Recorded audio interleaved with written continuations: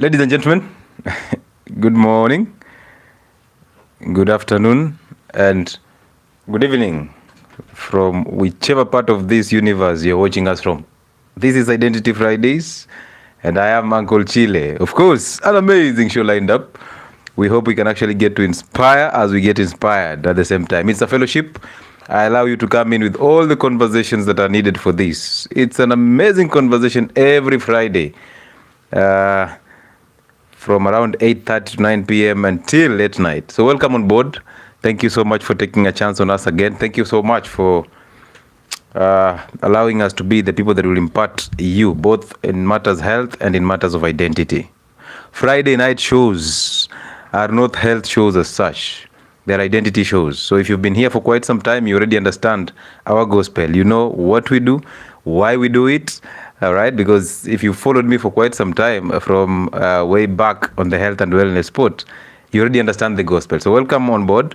Your only role here is to sit back, listen, have a conversation with us, fellowship with us, ask questions, all right, so that you can actually shed light upon your path. Also, like the live, because this is a live that is totally sensitive. I don't like using the word sensitive, but it's a live that actually comes out with all the truth that we desire, and it might get to upset more people, so we don't worry about that. We worry about more people getting information. Truth has to come to everybody's route or way. So welcome on board, and thank you so much. I know you should have been somewhere else taking two for the road, but you decided, you know what, I'd rather sip my cold water plus some salt as I listen to this gentleman saying his words. Thank you once again for all the energy that you're bringing on my platforms. I appreciate all of you. Thank you so much. It can never be taken for granted. I'm not too late today. Welcome on board, and Anna and George. Now, as you join in, kindly remember to say hi to us. Tell us where you're watching from, and you can put your questions already in the comment section. There are people who are moderating the lives both on TikTok, on Facebook, and on YouTube. And they will pick your question, possibly they'll pin it, or I will see it and I will address each question as we go forward. Somebody is saying, talk about depression. All right, we'll see about that. All right, and that is a beautiful thing about these identities. Identity shows we don't even plan for them. We simply just jump into it, and we have what we have to say, and we push forward. Now, listen. On the 1st and the 2nd of next month, November, that is basically next week on Saturday and next week on Sunday, we are having our health and wellness expedition at Mount Longonot. It's a camp that you don't want to miss. All right, we shall be reconciling the numbers and everything tomorrow to just make sure that we close it up as early as possible, so that it allows us a whole week of trying to make everything else work according to how God would like it to be. So welcome on board. If you're willing to join us, you can join us through the office contact 0707 07 47 22. 0707 07 47 22. That is my office contact. You can actually inquire and know if it's already filled or not. You can also inquire about next week's physical consultations that are happening in Nairobi. So next week from Tuesday 28th of this month all the way to the 7th of November, we shall be in Nairobi for physical consultation. So if you wish to book an appointment with us, you can use the same contact to make your reservations. The earlier the better, because we also do some schedulings that you need to actually book as early as possible before all the issues with the hike come in and they distort every single program that we intend to do. We also sell some merchandise at 𝗦𝗣𝗜𝗥𝗧𝗨𝗔𝗟 House. If you wish to purchase some to grace your home with merchandise coming from our other platform called Health and Wellness Sport, you're welcome. All right. So thank you for coming through. Now, tonight is going to be interesting, as always. All right.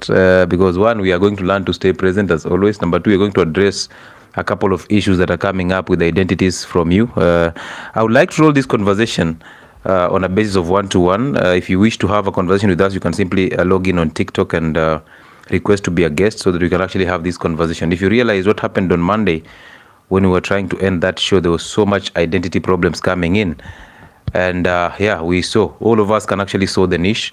You can see the gaps. And if you so wish to fill those gaps, you can simply bring a conversation on board. It's always nice to roll a conversation with you because the questions that I ask and the question and the conversation that you and I will have without having to agree or disagree is very important for the sake of fixing our identities and also for the sake of other people who actually want to understand this language of identities. Now, I realized that I cannot push the health agenda by focusing basically on the physical aspects of life.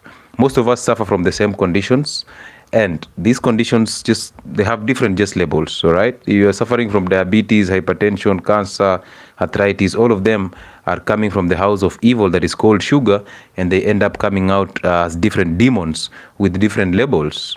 Just the same way, all our problems are also coming from the center of lack of an identity. All right, basically the void that is created in us because of an absence of a father figure or absence of a father. So basically, some of our families, actually most of the families, have fathers, but have weak fathers who cannot actually lead. They're indecisive, they're emotional, right? So basically, most marriages belong to married boys. And these boys are actually messing up the entire generation, because when you have a weak father or you have an absent father, the ones who pay for this is not the mother, but the children, all right? And that brings a lot of issues when it comes to matters life. So people who are depressed, the same way just the question was raised here, depression, anxiety, overthinking, anger, and all that, and all these things that are coming in as a result of a distorted mindset, all of them are coming in because of either an absent father or a presence of a weak father. And when fathers are weak or absent, mothers become so angry at them, and then mothers try to remodel children into their own image so that the children do not emulate their weak fathers. And as they do that, these children become a mini version of their mothers. And once that happens, these children get to be emotional. They adapt the woman's nature, which is an emotional and insecure nature, and they start getting all these problems coming in. So therefore, we are here to help you reinstate the order of life, which is God above men, men above women, and women above children. Now, that is with a lot of respect to the children and also to mothers. When you say that order, most people tend to think that I am a chauvinist, that I am a misogynist, those crazy names that you give us, all right, in relation to men leading and all that. All women want men who can provide for them, who can lead them. But when we provide that figure to women, again, they start placing in some conditions. Then you start wondering, are you sure you really need a masculine man to lead you, to protect you, to guide you, and to actually have adequate sex with you? Or are you just out here to try and exercise your form of control to a man just because you never had a father figure, so you didn't know how to react towards masculine energy? So therefore, welcome on board. This is a fellowship. Karibuni sana. Now, I'll say hi to some individuals before I jump into this. And before I even do this, I will tell you this. Somebody's asking me what is the topic today. Ideally, Identity Fridays don't have topics. They don't. We don't sit here to discuss a topic and then we put out a topic just like health and wellness sport. No. Identity Fridays are shows that are intended to actually change people's lives for the better. Therefore, anything that comes goes. So there's no absolute topic. There's no reason why we should prepare for this show. Because again, the only thing I do before this show is to do a silent prayer, so that I rely on revelations more than relying on the thoughts. When you ask me for a topic, you're actually basically telling me to go back and rely on my thoughts instead of me relying on the revelations. So my role is to rely on revelations, and as I speak, I wouldn't want to model you into my own image. I would like just to reveal things the same way I'm being revealed to. And if that works with you, well done. If it doesn't, we keep moving, right? So thank you so much for the question, Mercy. However, this is a very, very interesting platform as compared to health and wellness sports. All right, as you come in, don't come in hoping that this is Dr. Lewis. This is not Dr. Lewis. This is Uncle Chile. So therefore, questions shall be reserved for identity and not for health conditions that are not mental. All right? Good. Amazing. Amazing. So let me say hi to some individuals. I see Winnie Shege. I see Louis Echesa Omalwa. I see Ann Opola. I see, who is this here? I see Joseph Muni. I see Kekeli's in the building. Thank you so much. I see Kevin's. Please, Doc, do a recap on cancer. No. This is not a health show. The health shows come in on Monday. You must be new here, Kevin's. Timothy from Joburg. I see you, bro. I see She. I see Nasset. God's progress so far so good. Amazing. I see I'm Taken. Hey, somebody's called I'm Taken. Identity. There's another one who has a name that resembles an M-Pesa code. DJ EGOU84. Big up from London. Hey, amazing. When I see such codes, I always see M-Pesa, bro. Oyaki in Houston. This is who? This is Shiku's daddy. Hey, amazing. Hey, Joshua is in the building. I see also Mercy from Kitale. Hi, Kitale. I would like to visit Kitale. I would really like to visit. I was actually talking about Kitale. I would like to get to Kitale, just think, what is here in Kitale? This Kitale that has been... Sarah Jebitok, I see you. I see Floril. Safi is in the building. Please advise what to take to increase breast milk. Seriously? Shirugojas from Mombasa. Karibu sana. Mombasa, where in Mombasa? Mausa Fitness is my first time here. I'm following from Nairobi. Welcome on board, brother. Karibu sana. Fred from Baringo, welcome on board. Badu is in the building. Kaisa tuning in from Geneva. Hey, remind me of Wamalwa. Yeah? From Kitale, why not Kisii? I've lived in Keumbu, bro. That's it. I've lived in Keumbu, bana. I've lived in Keumbu for quite some time. The miwa there, the sugar cane there was amazing. Lucy Muturi from Kisumu, welcome on board. Junior is in the building. Vetman Mburu. Makweni. Hello, Uncle Chile. Atlanta tuned in. That is McKenna K. Welcome on board, McKenna. Smart Group, I see you, brother. Kefa Moses. Kwa mpigo tena sana. Aye. From Kenyatta Road, this is Thrift by Tabi. Amazing. Anne is locked in. Simeon Ogeta from Maraba. 𝗦𝗣𝗜𝗥𝗑𝗧𝗨𝗔𝗟. Aye. Kevin Omondi from Ongwaro. Amazing. Dr. Lumbwi. She from Nakuru. From Victoria Falls, Zimbabwe. Vida. Hey. Thank you so much, those of you who are sending in the gifts and all that. Thank you for appreciating that. Grand Rising from South Africa. This is Mamoresi. Amazing. Evila Kwamboka from Kapenguria. Likon is in the building. Clinton Ortiz. Brother, I can't wait to see you for the hike, man. Anne Murevi from Gong. Hello, Lewis. Hello, Anne. How are you? Kate, thank you so much, Kate Nduta. Live from Kampala, Obed. Miami is in the building. Pricky. Hey. Are you guys for real? Are you guys? Are you guys for real? My energy is contagious. La Madre, thank you so much. Yes, it's supposed to be contagious. That's why we are here. Identity Fridays. Kerry from Kitengela. Karibuni sana. Louis from Meru. Asante sana, brother. All right, let's go to YouTube and see who is here.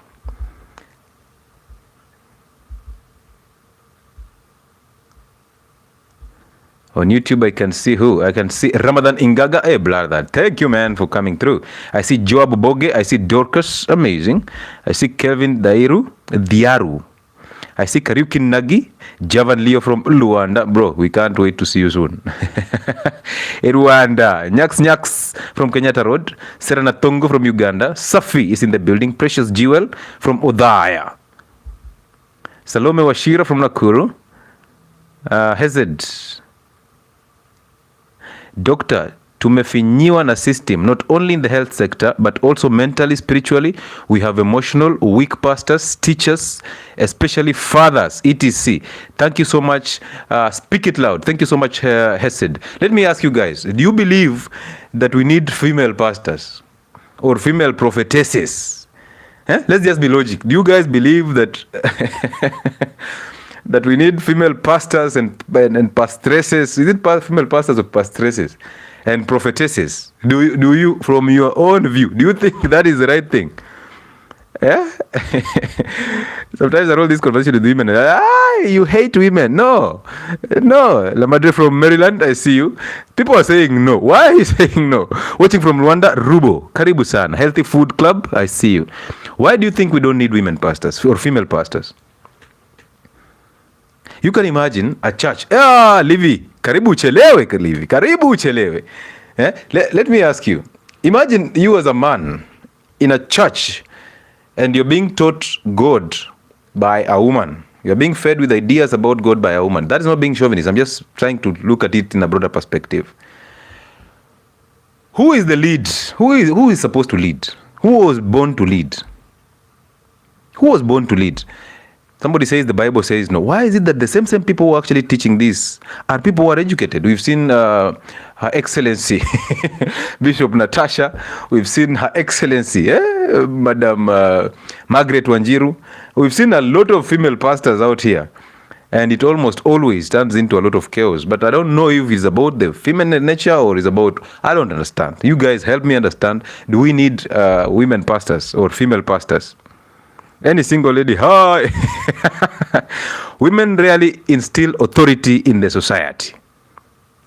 Oh yes, we need female pastors. Ann Opola. And tell us why we need female pastors. Why do you think we need female pastors? Hi doctor, this is 𝗦𝗣𝗜𝗥𝗧𝗨𝗔𝗟. Thank you. Chito Sakala is in the building. I see Rai Alfredo from Molo. Noah Tuto, Omwana Wasenje, watching from Luanda. Ebusigale Mumboha. Hey, Mumboha wele. Thank you so much, Noah. Amazing to have you on board, brother. Amazing, man. Amazing. I miss home, Bana. I miss home, but no, missing. What is missing? There's always a feeling that comes in when you connect with your home. A very interesting feeling, given that Linifi Digital, where is Kevin? Is also in the building. I see Kevin Tairu. Memory is here. Victor Makia. Ndu Cynthia. Ses. Alphabet Computers. Alpha-Bright Computers, sorry. Nerima Unganga. Nerima, it's been a minute. Jay Opande is in the building, and okay, thank you so much. Why do we need pastors in the first place? Amazing. That's a very brilliant question, Anne. A very brilliant question. Wangujiri for female pastors? Yes. Oh, Mango, okay. Watching from Rothenburg. Now listen, ladies and gentlemen. Let's recap the week, how it has been, okay? No, even though we don't go to the past, but we will always try to do that to actually make sure that the point sinks. Now, everything you see in this world has a spiritual bearing. Specifically, the social world, okay? Every time, thank you so much, Hazel. Every time you look at everything, look at it with a spiritual eye. That is the only way you'll see the right things or the wrong things happening. All right? Every time you look at anything, whether socially, whether politically, use the third eye, which is the spiritual eye. When you actually do away with the emotions, you will see the bigger picture. Dear man, thank you. You will see the bigger picture. Our problem is, somehow, some way, we've been conditioned or remodeled to think emotionally. We have the nature of a woman inside us, so we think emotionally. Everything we do, we have to attach emotions to it. And that is setting us up for failure. However, let's revert and start again. This platform is aimed at helping you maintain the spiritual order of life. That God above men, men above women, and women above children, period. Following that order, do you think we need women to lead in terms of spiritual aspects of life? Do you think that is the right thing to do? Because men, God above men, men above women, women above children. If this order is distorted in any way, form, or shape, children suffer. And we are children who have actually suffered the issues that are coming in through the brokenness of this order, of the spiritual order of life. So all of us have suffered because of the distortion in that order. That men and women try to interchange roles, that men and women want to be the same and equal, that men want to be equal to God. That's why they're creating all these robots thinking that they can actually create a human being. That children want to be equal to parents by actually providing for the same parents, and now parents want to be children by being provided for by their children. You see that? So we distort this order every single day. That imagine you take your children to school only to act as your retirement plan. When you retire, now these children have to feed you. They have to be actually now your retirement, they are your new employment after you've retired. So most children actually parenting their parents. A parent is supposed to make so much wealth so that they never rely to their children. So you have to work so hard to actually make sure that the wealth that you're actually generating or creating is generational wealth, that your children will never suffer and you will never suffer as much to depend on your children. Right now, if your mother gets cancer or if your father gets cancer, God forbid, most of the times, if not all of the times, you as the child, you'll have to pick up. Now, how will you ever create wealth for your children if at all every single thing that you're doing is aimed at supporting parents? So you've distorted the order of life. The spiritual order of life has been distorted. Therefore, your children start suffering. Most of you, your parents have taken so much control, specifically mothers. Mothers have taken so much control of your life to an extent that your family is actually suffering. Your marriage is suffering because your mother is always present in that marriage. Either through your husband, because your husband is feminine, or your mother is always there physically. When you gave birth, your mother came in to try and help you know how to raise these children, how to take care of this child so that you go back to work. And then your mother stuck there. Now it's always arguments between you and your mother, between your husband and your mother and all that. And that's bringing a lot of chaos. So children are being raised in an environment that has no respect, has no order of life, and there's so much chaos. So how do you expect these children to actually be upright? So when you see all these emotional outbursts on the streets, in the media, on TV, in clubs, all these emotional outbursts are coming in as a result of broken order of life. The spiritual order of life is actually distorted. Therefore, it's our role to reinstate that order. Now, you can choose to reinstate it and have perfect peace, or you can choose to continue distorting it and suffer the consequences, because those same children shall destroy you. Have you not seen that children of the rich are the ones that bring down the empires of their fathers? That these fathers are entrusting all their wealth in these children so that they can actually maintain it and even grow it bigger. And then these children are drug addicts. These children are addicted to porn and masturbation, and they're actually acting porn. They have OnlyFans accounts. They are literally all over, splashing money online so that people know they actually have something. And then boom, the empire is down. That's why most people, if you've managed to accumulate a lot of money and resources, when you die, it becomes chaos. If there was no spiritual order in that line, they become chaos. Now people are fighting over inheritance. People are fighting over political parties' leadership. You see that? Masoni Sylvia, welcome on board, Masoni. So there's always chaos coming in because of the spiritual order of life being distorted. I repeat, God above men, men above women, women above children. Now you distort that order, and you can easily look at your life. How is it doing? How are you depressed? Are you anxious? Do you have anger? Do you have doubt? Do you have self-sabotage? Do you overthink stuff? Are you insecure? Are your relationships actually struggling? Are you struggling to maintain a job? Do you have anger every single time anything triggers you and you become so agitated? Are you having all those symptoms? If you have all those symptoms and then you defend them by saying, anger is a human nature, it's a human emotion, I cannot judge you because that is what you've been taught all through. You've been taught that you need anger to actually defend yourself and protect yourself. That you need anger to actually show your boss that, I am here also and I know what I'm doing. That you need anger to show people that, I can actually have a stand of my own. And how do you express anger? Disagreeing or agreeing. You don't need to disagree or agree. You can actually make your point without agreeing or disagreeing. Where did that go to? That you now have to disagree before you make your point. It is unnecessary. Look at you suffering from anger, and then you defend it by saying, even Jesus whipped people in the church because he got angry because they were doing businesses in church. Even God swept off people with floods because he was angry. The thing that you're forgetting is God is a spirit. It's not as emotional as you are. And that spirit lives in you. It has never left you. So the moment you distort that order, you've actually run away from God. You've actually separated yourself from the spirit of good. And we say every single time, God is good all the time. And all the time, God is good, and that is nature. Then you shout, "Ee!" Don't you? So then you know very well that God is good, and good cannot sit in the same heart with bad or evil. So it's either good or evil. And everything you see, once you see it with a spiritual eye, you will simply know that everything happens for good or for evil. So it's a battle between what is good and what is evil. There's no battle between Kikuyus and Luos. There's no battle between men and women. No. And I asked that question between if pastors, female pastoresses should be leading churches and having church sermons and all that. It's not about female or male. It's not about women and men. It's not about whatever. No, it's about a battle between what is good and what is evil. The moment you understand that, you're good to go. You will never react to anything. You'll never have an opinion about anything. You'll never pass a judgment. You'll never care about an external world. So the other day I was having a conversation with a colleague, and we were trying to look at means that people get to accumulate wealth. So my colleagues were saying, people can steal, people can use ndumba. You know ndumba? Ndumba? I used to sell clothes at 𝗦𝗣𝗜𝗥𝗧𝗨𝗔𝗟 So at 𝗦𝗣𝗜𝗥𝗧𝗨𝗔𝗟 there are shops that have a lot of traffic, right? So there are a lot of customers coming in.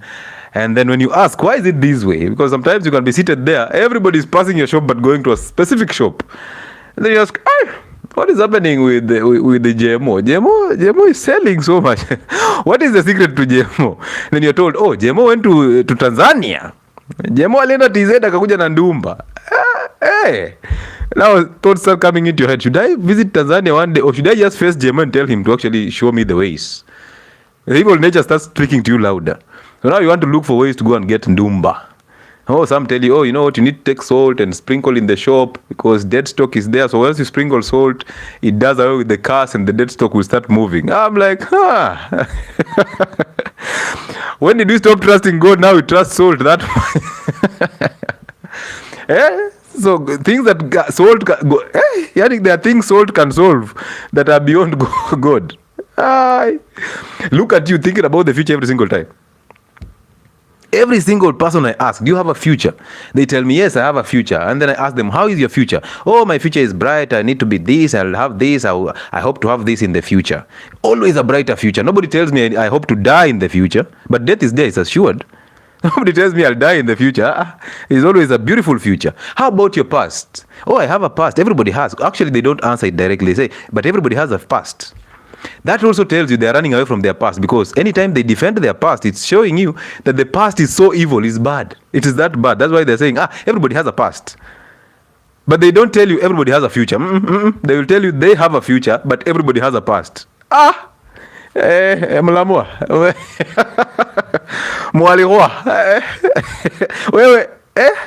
When it's about the past, it's about everybody. But in the future, it is just you who... Look at that ego. So you're always hoping that tomorrow will be a better day. And then guess what? Every single stress in your life is coming from you identifying with that thought of the future and that past of yours. You're judging yourself in the present because of what you did yesterday that did not make you better. Maybe an abortion. Maybe circumcision that was not in your culture. Or maybe castration. Nowadays people they castrate themselves. Men castrate themselves by doing a vasectomy. That is castration. And the same men are looking at women aborting. They're like, where will I abort? Some of the women, when they lose weight, everybody tells them, you've aborted. Hii hapana. Hii alitoa mtoto. Na alitoa mtoto akiwa miezi 7.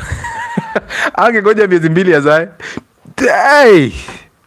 You're reacting to everything. You're gossiping about everything. You're so insecure. You're living in the future and living in the past. Every single day. You're never in the present. So all of us, our future is always perfect. And then I ask you, what do you think will happen 10 minutes from now? What do you think will happen 10 minutes? And they're like, I'm not sure. I hope. I'm like, do you think that hope comes from a center of doubt? Oh, yes, hope comes from a center of doubt. And then I'm like, so why are you thinking about the future when you don't even know what will happen 10 minutes from now? Don't you see you're distracting yourself from the goal? You're actually going against what you're supposed to do. God says, don't even ask me for tomorrow's deeds. Just stay present. And then stay still, overcome your thoughts so that you can actually know God. Go and forgive so that I can actually forgive you. And the moment you go and forgive, you go back. You create that bond with the Spirit of good. And heaven comes in. Some of you are still waiting for Jesus to come back. When you've always had the Spirit of God inside you, the Spirit of good. But you've masked it by hoping that tomorrow, you know what, the trumpets shall blow. When they blow, we shall be here. And we shall resurrect. You're actually reading the Bible and interpreting it with whoever taught you the Bible. And I've always told you that the scripture is inside you all the time. You are born with the scripture. The scripture is not in that book. You are born with the scripture. Common sense is the scripture. The moment you adapt common sense, intellect disappears. Most of you have been messed up by your degrees. You have the ego because you have a degree in economics. Now you're always looking for a job in economics. You can't even do something different from that. Oh, you know, I'm a doctor. I am a doctor. So you want people to actually respect you because you're a doctor. No, we want to respect you because of substance. Your doctorship means nothing to us unless you can solve a human problem.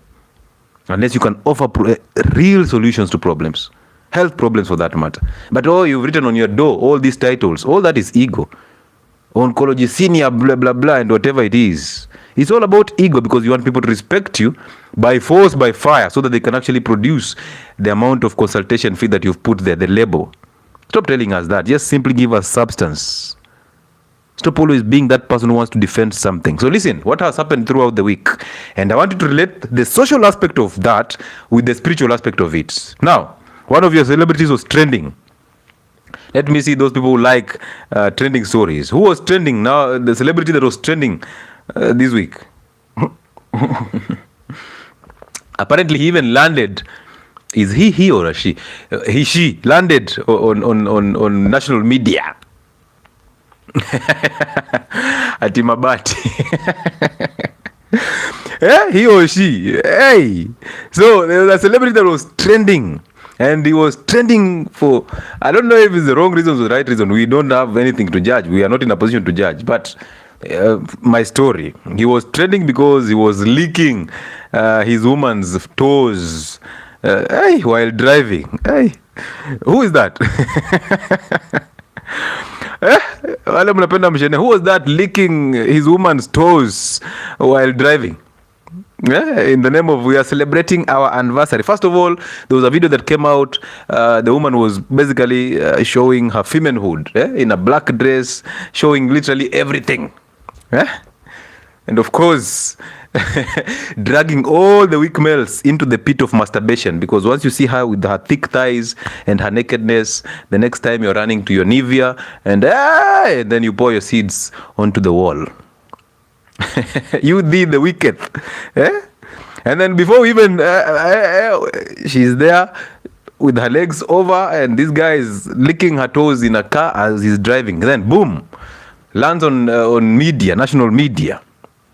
And the media twists the story and says, I want you to see how deflective things can actually get. So instead of the media just telling people, you know what, this is not the right thing to do, and this and this and this, and educating the public about it because they are afraid of actually the court cases that will come through or something like that, or they're actually part of the agenda. So they say this. They say that he was misleading the public because a lot of accidents are actually happening due to such behaviors. I'm like, even you guys who actually 𝗦𝗢𝗔𝗟, you are afraid of actually just calling him out for what he's doing.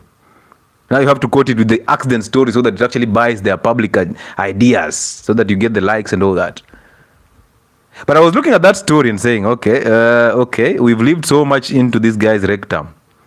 Always constantly, he produced a song that was so vulgar, we made a lot of noise online. But you people, you are amazing.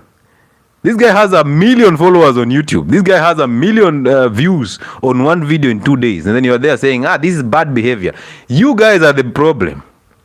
You are the problem. You actually justify evil and then you want to pretend that you're the good person. No, this guy is a representative of who we are as a nation. We have poor moral character. Of course, he didn't have a father figure coming up. You can easily see that spiritual aspect of it. But you know what? You the ones who justify all the things that are actually happening. By following, by liking, by sharing those videos. I've told you, anytime even negative publicity is actually publicity for them. So you look at it in the bigger picture. How much money did he make for you making him get to 1 million views on that video in 2 days? How much money? And then this person is so sunk into the pit of money and fame, and his spirituality is actually so messed up. He's so detached from God. And instead of you guys calling him out, what do? You're making him trend. And guess what? He feels so good about it because he's constantly chasing a thrill. That's why he started with one video. And before you guys closed your eyes to open your eyes, there was another video. He's licking toes. Before that happens, actually he started with the video of the song. Before that, after that came in the video with the black dress. Very, very vulgar, very naked. The woman is so naked as a mother. Before you guys sank to that, he's chasing another thrill. He's there licking the toes. Don't you see what is happening to you guys? Don't you see you're just being dragged into all this spiritual, the evil nature of the world? Because you're so weak, you don't even have a stand. You cannot discern evil. You're full of hate. But just because you're not in that position that he is, you want to pretend in the comment section that, you know what, this is wrong. Oh yeah, hey, relax. You guys fell for the sex traps. That's why you watch that video, 1 million people view. I actually can think it actually got into 2 million or so. Because you watched that video. What were you looking for in that video if it's actually evil? Did you want to just confirm that actually there was something there? Of course. So is he not just a real representation of who we are? This guy has a betting company. How many of you are betting? Are addicted to betting? Police officers are betting every single time. Teachers are betting their salaries out. Doctors are playing aviator. You go for night shifts. Nurses are busy playing aviator and gambling. So you think he's stupid? All of you are just evil people, but you think you're a better evil. You're evil. You have anger inside you. That's why you're controlled. You allow him to control you. And he's actually dragging into that trap slowly and carefully. So before you loaded him licking toes, the following day, he's actually taking vomiters from the wife. And you're like, pretenders. But you're the ones who are actually putting so much traffic to his platforms. How did he get to 1 million views? You justify evil because you're evil. You identify with evil. But you come out and then you want to deflect the issue. It is the same thing that is happening in the political field. Allow me to take you through the second story. So anyway, the Bati story or Mabati story, whichever it is, media picked it up. Media made it even bigger than it is. You guys picked it up. You made it bigger than it is.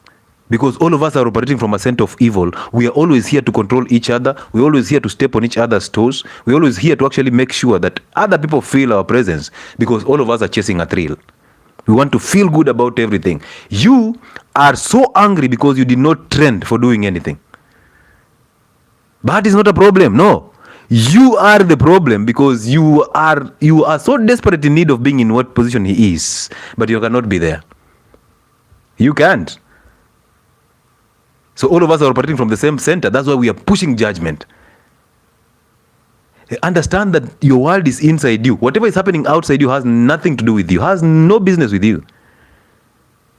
Mabati and his wife are part of the external world. Why are you paying attention to that instead of paying attention to you? Keep fixing you so that all these things will never move you. But the moment you start moving emotionally, anytime you move emotionally, you have a problem. You are controlled. And imagine this, that somebody does something. People are just living their life out here. But imagine you getting angry because somebody is living their own life, even though they are living in hell. It's none of your business. Who are you to judge? It's because you're full of intellect. You're told that if somebody does this, it's not right. You're full of tomorrows. Yeah? So everybody is living their own life, including you.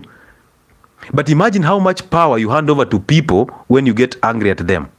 How much power are you handing over to Mabati and the wife? When Mabati is controlling you, how much power are you handing over to him? So you remain so empty because all you know is emptiness. All Bahati knows is emptiness. He was chasing a thrill in the gospel industry. It did not work. He decided, end of this. I need to actually get a thrill every single day. Because there's no way you're going to trend with 2 gospel songs 3 years down the line. You're still trending 15 years down the line. It is not possible. 2 songs on YouTube. Now you have to make more songs, so more pressure. But this other side, you simply have to open your legs, make false allegations, the way the wife did. Jump on this other side, do something else. All of them are just making up things to actually chase a thrill. So the media picked it up, made it so big. All right? We made it so big for no good reason. Because we are all empty. The media is interested in trending. He is interested in actually trending. You are interested in actually trending, but you're not in that position to do that. So therefore, the only thing you can do is to actually hate who you are. So you don't hate Bahati. No. You don't hate his wife. You don't hate their drama. No. You hate yourself because you cannot do what they are doing. And that puts you in the same category as them. Right? You pass judgment. You have opinions about it. So therefore, who is more evil? Are we not the same people?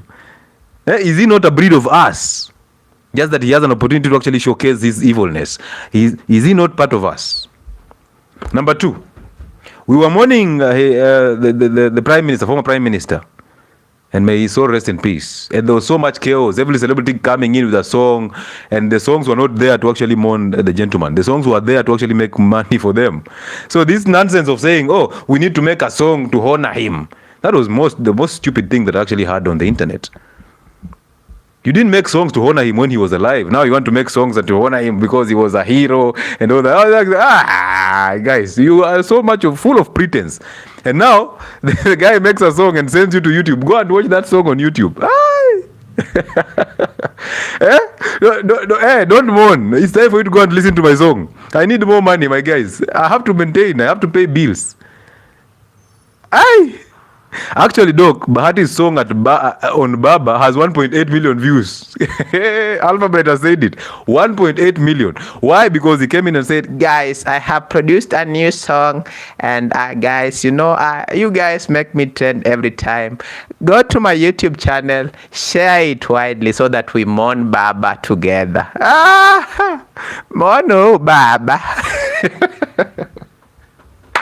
So we've come from Mama, now it's a Mon Baba together. Where? Baba Mugani. So look at how things stand, because I see things differently than you do. So allow me to open your head a little bit, okay? Number one, all the celebrities were coming up with different songs, and some of them were shooting videos crying. I saw another one from Tanzania shooting a video crying and singing while they're crying. When anybody's crying, they're lying. When people are crying, they're lying. Don't believe somebody who is crying. Don't, please. Oh, Mama cried. Mama was crying because she wanted me to forgive her. When Mama is crying from here, run from this other door. Just use the window. Use even the ventilator, the nearest exit. When Baba is crying, why is Baba crying? Why is Baba emotional? Leave Baba alone. Let Baba fix his problems. Let him overcome his mother.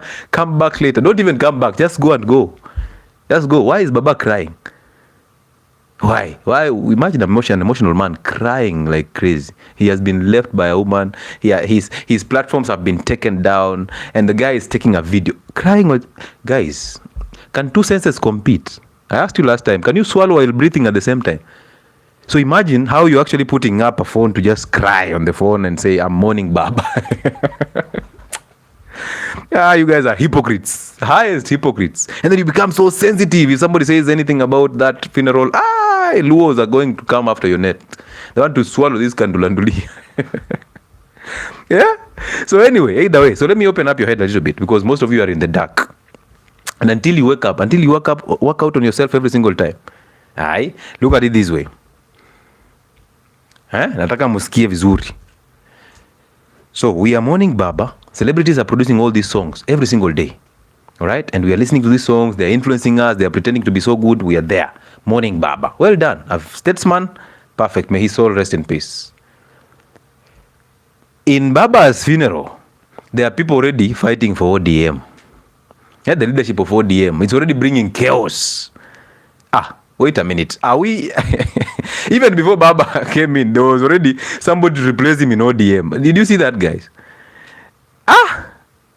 We are not loading. This one is coming. The youth leader is now the head of ODM. We've not loaded that. In his funeral there, we are burying Baba. People are actually competing for seats and all that. We are like, ODM will not break. I will do this and that. I will do... Okay, sawa. And then I tend to think all these issues going around are just basically destructive. So listen to me. Immediately Baba is buried.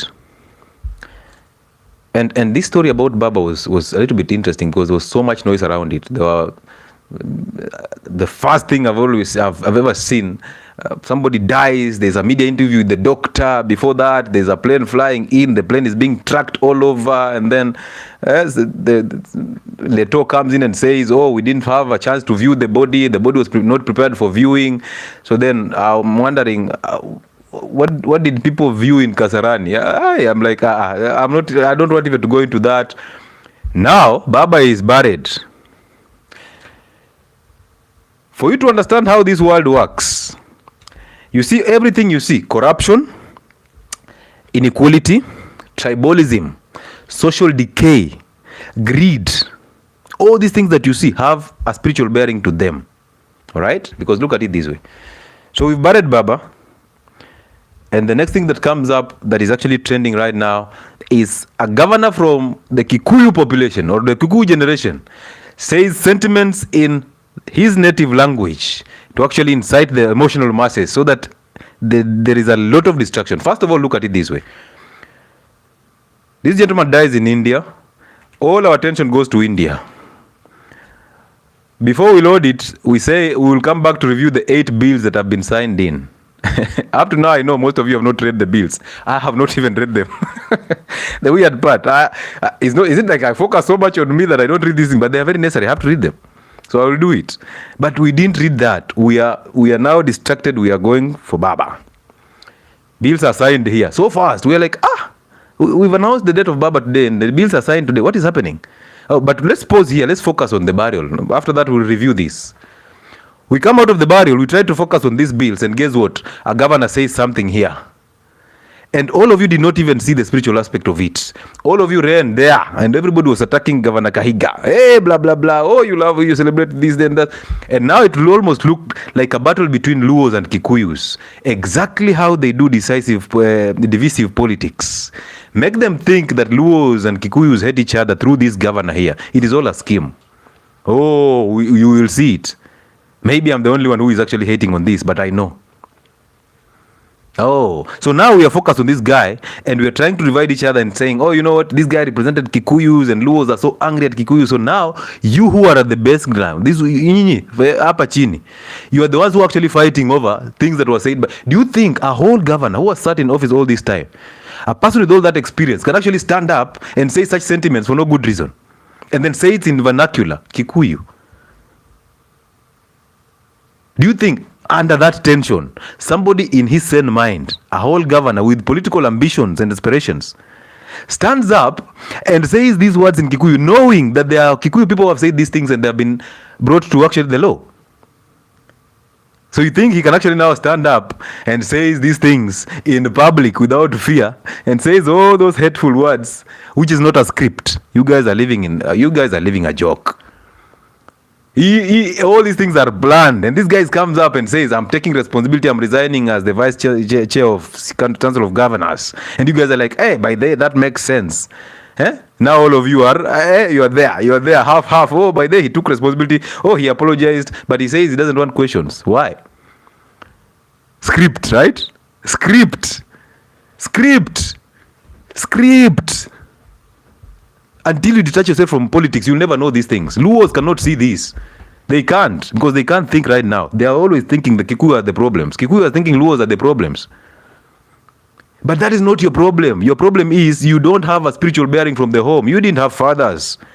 Therefore, you don't know how to behave. So therefore, anybody who comes in and acts as a father figure controls you. Just the same way a lady who has never had a father figure, any man who comes in and provides and shows her some muscles to protect her and shows he can actually fight for her, even if it's physical fight, this lady thinks that this one is now like a super god because there was no masculine energy from the home.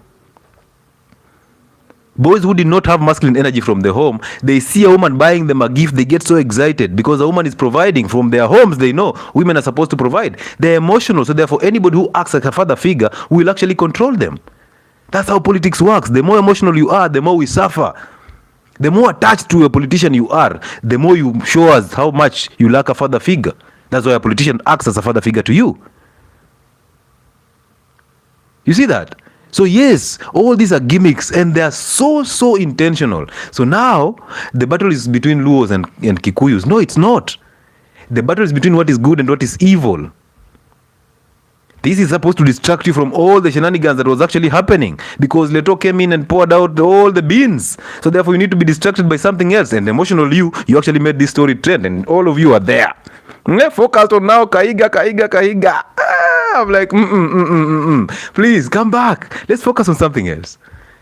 Let's stay grounded. Let's find our spiritual bearing because through that we can actually see these guys actually playing you big time. And they will always do that. They will use divisive politics because you're emotional. They will lie to you that your problems are because that Luo is in the office, because that Kalenjin is in the office. Yet even if there's a Luo in the office, there are Luos in government right now, but I still have to wake up early and do what I have to do, right? I don't sit here waiting for Musalia Mudavadi to actually provide things in Western Province, but you go and see Maragol is what they're doing. They're waiting for Musalia to come in and bring the road. He has influence, but he's not doing it. Why? Because he knows that he can actually use this for his own benefit. But you guys, still waiting for the Messiah. Our political leader will bring resources. The more emotional we are, the more distracted we are, the more the agenda will succeed. The more the agenda will succeed. And if you see every political leader, and possibly they're sponsored by the government, most political leaders are coming in with the vibe that, one term, Mulima. So it's always about Mulima and the ocean. Mountain and the oceans. We on the plain line were just looking and saying, okay, you keep fighting. Those of you who want to fight because of tribes, those of you who want to fight because of political affiliations, those of you who think ODM is your father and your mother, I mean, keep going.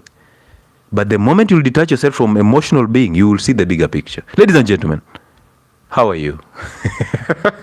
How are you? How are you? What else was trending? Allow me to... What else was trending? Eh? Simlisema to react to vitu zina trend. Mko nafikiri tasema, hey, by the way, that was so wrong of the governor to say that.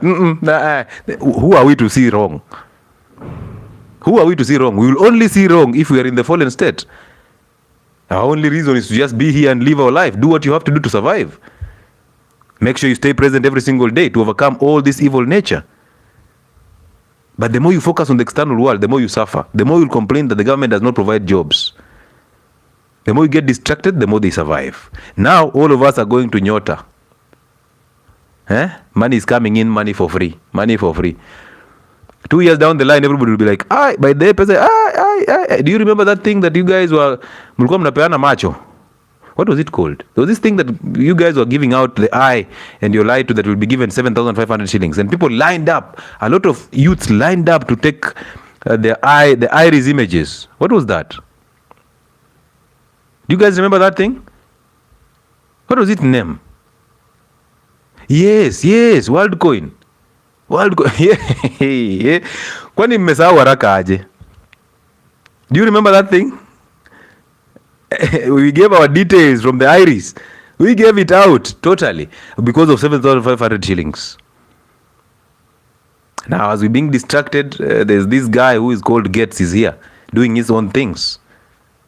But our distraction is always politics and emotions, tribalism, all these things. Just the same way US is actually behaving, that there's a battle between the whites and blacks. There's no battle between whites and blacks.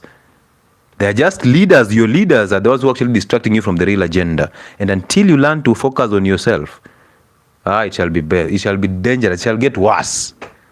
It shall get worse because we don't see the bigger picture. No. So, kila mtu, we are here to fight your own battles. Nobody's coming to fight it for you. Even if your father becomes the president, you think you'll just sleep there? If it was that way, you think you'll just sleep and wake up, my father is a president. You will have to do something to eat.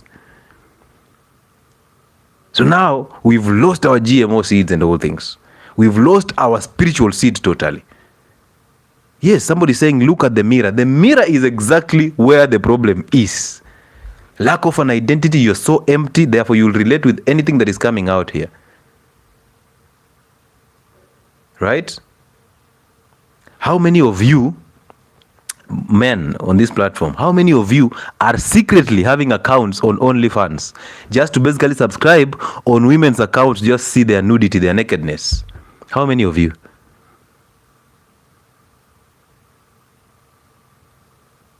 How many women have been married but secretly have sex toys? Their husband don't even know, because when you come in, you're just snoring there because of alcoholism, and your woman is busy there using the toys and all that. How many of you? How empty are we, literally? Social versus spiritual implications. Yeah. And I'm telling you, like celebrities and even politicians, what they are there to do? They are there always to show you a certain image. They represent aspirations. You see, a politician represents who we always wanted to be: rich, luxury, and wealth, and all these things. So they represent aspirations, the fame. So your favorite online influencer, fame, luxury. That's why they go broke doing everything, faking everything to just make it. Fame, luxury, influence. And you see, all those things are material things. They're coming from the outside world. How empty are they? So anytime you sit there and you're thinking about becoming a celebrity, trust me, this space is not for everybody. This is not even your space. You can actually be a celebrity on your own. Just be your own celebrity. All right? Just focus on you. Become so good according to your own standards. Drop all thoughts. By the way, what will happen if you stop thinking? What do you think will happen if you stop thinking? A very good question. A question that is very challenging. One is, who are you? And number two, what do you think will happen if you stop thinking? Let's say you stop thinking totally. You don't think about anything. What do you think will happen? It's all about the whole Africa. We've all been deceived. Trust me, it's all about the whole world. The battle is about what is evil and what is good. What do you think will happen if you don't think at all? You become a zombie. Esther Ayuku has said you become a zombie. Now, Esther, I want to ask you, how many people are zombies even when they are thinking? How many people are zombies even when they are thinking? How many? Are we not just zombies all here? Oh, most people are zombies because of thinking. They associate and they identify with thoughts and they become. Perfect peace will happen. Thank you so much, Team Kekeli. Listen, ladies and gentlemen, every single thought in your head, every one of them, it is basically you consulting with the devil. Hello, listen to me keenly. Every single thought in your head, it is you consulting the devil in your head. Thoughts are evil at all the times. Thoughts are evil. I keep telling you this, but people don't get it. Every single thought in your head is basically you consulting the devil. Why am I saying that? Look at the thoughts in your head. Just take a chance to look at the thoughts in your head. Are they not sending you into a false future and a false past? The only true thoughts are thoughts of the present, the thoughts of now. And you see, even now is not a thought, it's a revelation. Basically, you're just living. So you don't need to think about that. I'm thinking about now. You don't have to think about now. You can actually exist without thinking about now. You simply exist. So you think a child sits there and thinks about now. Oh, najua saa hii, akid saa hii. Children don't think about anything. They just want to eat, move, play. They don't think about anything. That's why they have perfect peace. But we start writing a script in their head that actually takes them to the fallen state. So we start teaching a child how to behave around people. We start teaching children how to love people. We teach children emotions and attachments. We teach children that if they do this, they will get this. We teach children that external validation is everything. So when they do something, we clap for them. When they become number one, we call them up and we give them a gift. So we reward them for becoming number one. Therefore, we validate them being number one. So it becomes all about competition.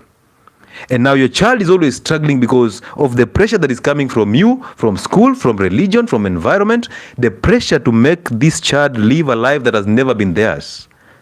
Some of you know you went to campus to become a doctor because your father is a doctor. So you had pressure to maintain the doctorship in the family. Some of you have master's degrees that have actually made you so much of a zombie that somebody who even not thinking. Somebody who is thinking is actually in perfect state, perfect peace. Most of you, the degrees that you've done were non-essential at all. It was not your idea. It was not your idea. Oh, you wanted to take over the mantle from your father or your mother. Oh, my mother works so hard, I need to support her. Oh, my father works so hard, I need to actually take it from him. Oh, you know, this discipline that I have is coming from my father. You are actually a mini version of your parents, therefore you don't have an identity. No wonder you're suffering. You're living your father's life, and your father did not overcome his mother or his father. He had no identity. So all of you are actually suffering from this, and then the entire family agrees. You come to an agreement and you call that, oh, you know, this is generational curse. And then you believe that and you totally are cursed. You've cursed yourself. Nobody curses you. Nobody has a power to curse you. Nobody, not even your auntie. Oh, uko kwetu in Western. Oh, ma auntie ndo wanalaani sana. Laana. You are raised in a curse already. So you already cursed. You must overcome that curse. So it's not like somebody's coming to put a curse on you. You already have it. They simply make you believe it. Huh? They enhance it. They enhance your belief in it. You're not cursed. No. You've cursed yourself because you've decided to live in the past.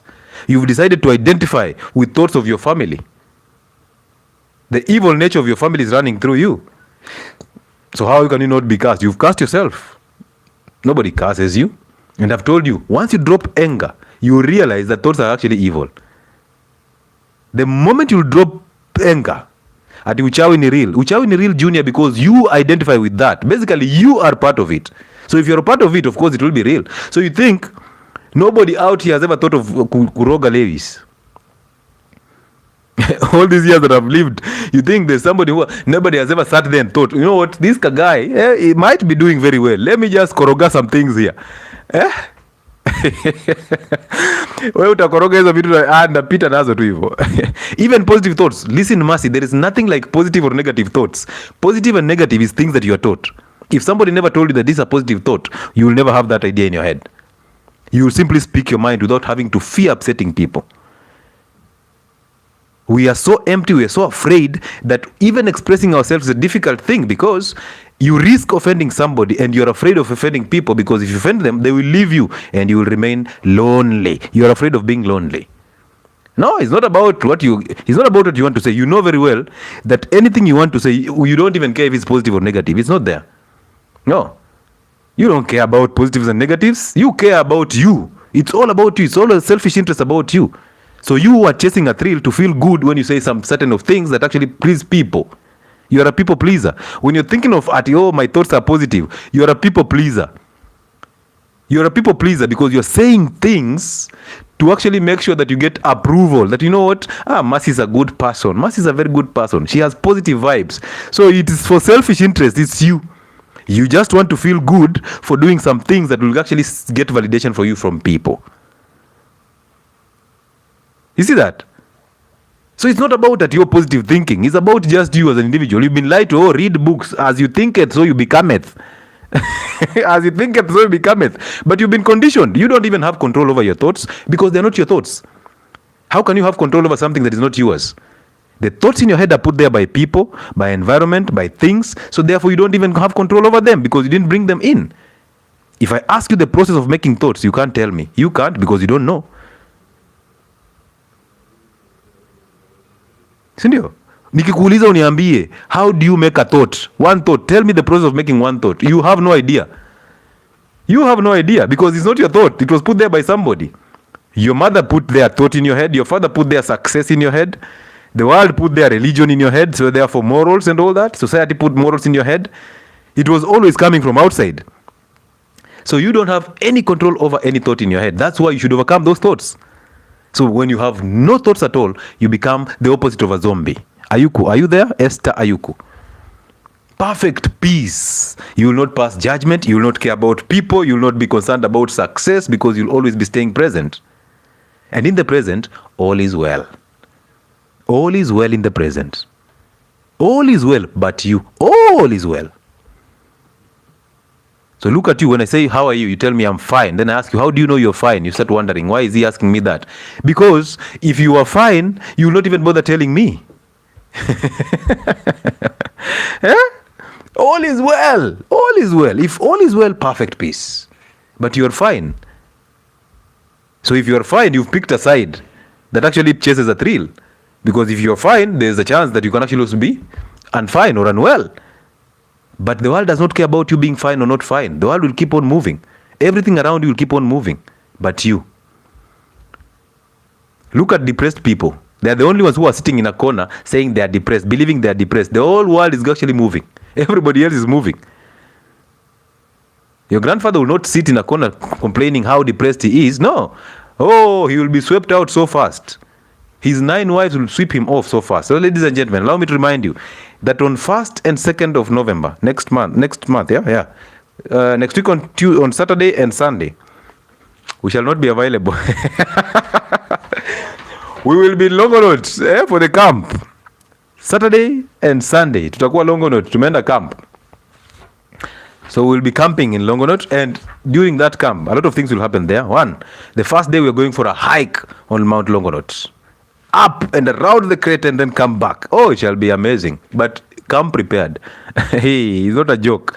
Come prepared. You go up the hill, go around the crater and come back. And then when you get down, you relax, you take a cold shower. At 14,500 in Yamatajiri. Listen. That's why it's only for 25 people. That is the truth. And let me tell you this for free, brother. You see, if I write down the budget that is involved in making those 2 days for the sake of one person, let's say I write your budget, Baraka, I write your budget for those 2 days. Plus whatever is going to happen there, I'm actually undercharged you. Do you realize people paid 50,000 to go and watch Sauti Sol performing? Songs that you've watched over on YouTube. Didn't you? 50,000, it was packed. Doc, stay present. You're planning the future. Listen. So if I stay present, how will you go to Longonot on this one? Let's take a good example of this one. How will you go to Longonot? Yeah, you want to whip me hard with my statements. Anyway, let me stay in the future on this one. So next week on Saturday and Sunday, if God gives us the grace, we shall be going for Longonot, 2 days of a camp. So let me break it down so that this guy understands, Baraka understands. The 14,500 is not for the rich. And if you think that it's about the rich, it basically means you still have an emptiness inside you that has to be filled. Because ideally, you are actually rich. And the most underrated wealth is your health. Every day you wake up healthy. Please, know you are totally very rich. Richness is not about the money. It's about you waking up healthy. Bro, there are people, you walk into a cancer center and you can break down. You're like, seriously? Somebody with a whole horn on their neck and it's painful all through. So if you're thinking 14,000 is so much money, listen, actually, you might realize that, I don't know, it's not that much money. Trust me on that. I'm not even taking any money from there. You'll see. If I write down the budget, the entire budget, you'll realize so much money has actually gone into that program, then the money is actually come out of that program. So yeah, I was doing this because of a reason, and that reason is basically to actually bring this health to you and all that, and the information that we bring forth. So the first day shall be a hike. We go up, around, and back. Take a cold shower, relax, have a bonfire, eat our meats, have these talks, basically testimonies and conversations about health and around health, and then we go and take a break and we sleep. And then the second day we wake up, take some bone broth, go for a nature walk, connect with nature, basically walk barefoot and do all those things. All right. And then after that, you can now sit down and have this type of talks, identity talks, where we'll just hit you below the belt, reality after reality. And we will try as much as possible to make sure that you see the light so that when you go back, you'll actually lead a whole different life. And people will start thinking, hey, kwani hii camp ilikuwa na nini? All right. So it shall be a whole different experience. All right, so I can't even tell you much of the details. I just want you to come there and just witness it and see what happens. We intend to do this, if God gives us the grace, every after 3 months. But again, we stay present, right? But for this one, allow us not to stay present. Let's just talk about it and then let's see how it happens as we get there. So thank you so much for all of you who have actually joined in so far. And you see, you can say it's actually a lot of money, yet people are paying to join in.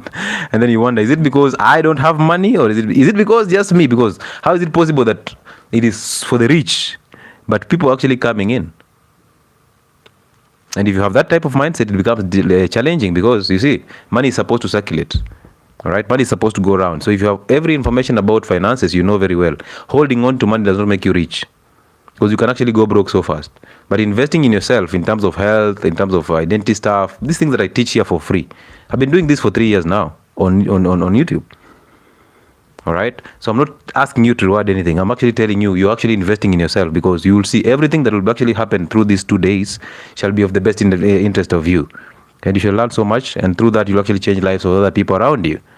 All right, so everything we do on health and wellness sport, basically healthy eating, fasting schedules, workout, enjoying the sun, walking barefoot, rehydrating with salt and water, and then the Identity Fridays that we do here, we'll actually have a fellowship on Sunday. Can you imagine that? Oh, it shall be an amazing conversation. By the time we're coming out of there, you will see everybody will actually want to do another one. And of course, we'll be glad to organize more of those to actually change people's lives. Where will we meet? We'll meet in Nairobi, in the CBD, and then we'll be picked in Nairobi.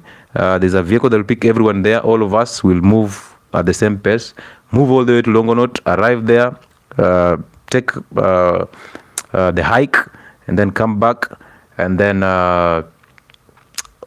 when we come back, we'll take a shower, and then we take the same vehicle, go to Crayfish for the camping. So we will have these tents pitched near the lake.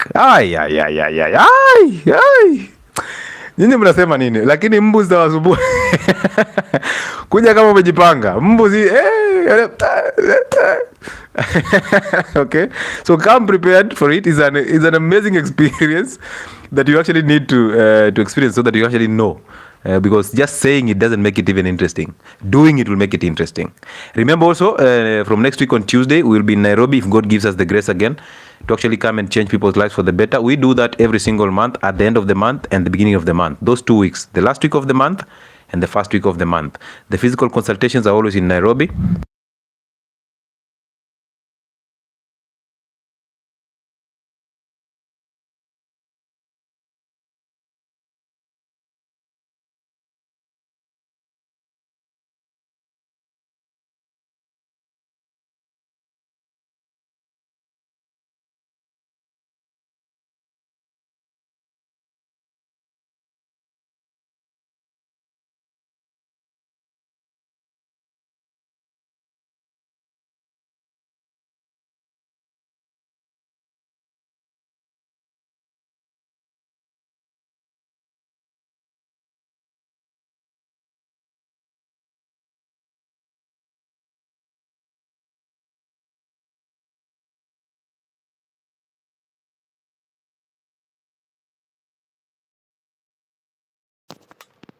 Is it back?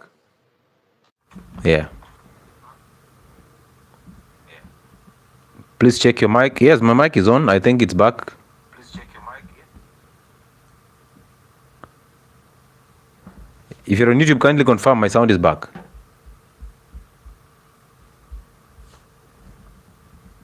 Because I can actually confirm from my end that there's sound. Yep. So if you're on YouTube, kindly confirm that there's a sound. Ah, good. And we are almost getting to the real conversation, so I wouldn't want that sound to disappear. All right? Yeah. Where are the questions? Or what do you disagree with? Or what do you agree with?